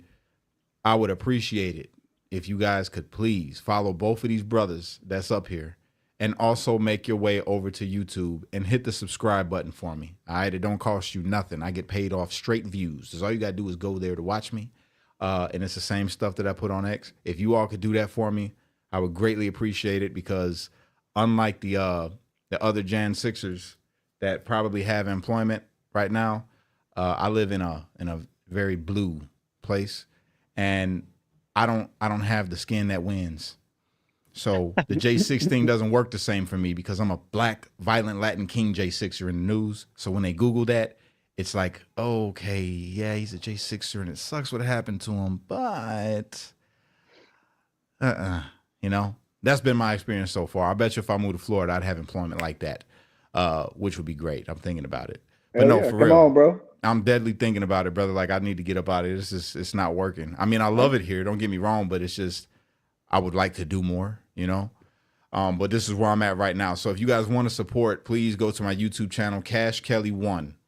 Cash Lee Kelly on X. Cash Lee Kelly 1 on X. But my YouTube channel is Cash Kelly 1. Please go there and hit that subscribe button and like this video. All right? That's what I ask. That's my X account. Yeah. So that's I'm it. struggling, man. You got so many different things, man. This is I know. I need to make them all one, but it's just, it's all these different pseudonyms for you. yeah. I'm looking. Terry's got it somewhere. If you see it, would you just stick it up on the screen? I'm discombobulated. Tim, you working on a rom-com or anything that we need to know about, or only when the lights are off. No rom-com. come on, you're a comedian. You could at least give me a charity laugh there, you know. Yeah, I not quite. Maybe I'll stage a hopium den after Trump gets inaugurated. I'm down. Yeah, that'd be great. I'm down, bro. Yeah. I don't know what else. I don't know what to say in closing. You can follow me on X, Lewis of Monmouth. I try to post on all the different things, the Getter and the other things. It's all Lewis of Monmouth, but I don't update any of them because I'm a bum. Yeah, and I upload all my interviews on YouTube. It's not Lewis of Monmouth on there for some reason. I think it's because I'm stupid. Tim Hale J6 or J6 Tim Hale, one of those things, you can find it. I don't know what else to. Thanks for having me on. It was great to reconnect and do this face to face instead of just over the phone. Yeah. Screw the probation department. Not that they are relevant anymore. Screw the Department of Justice. And I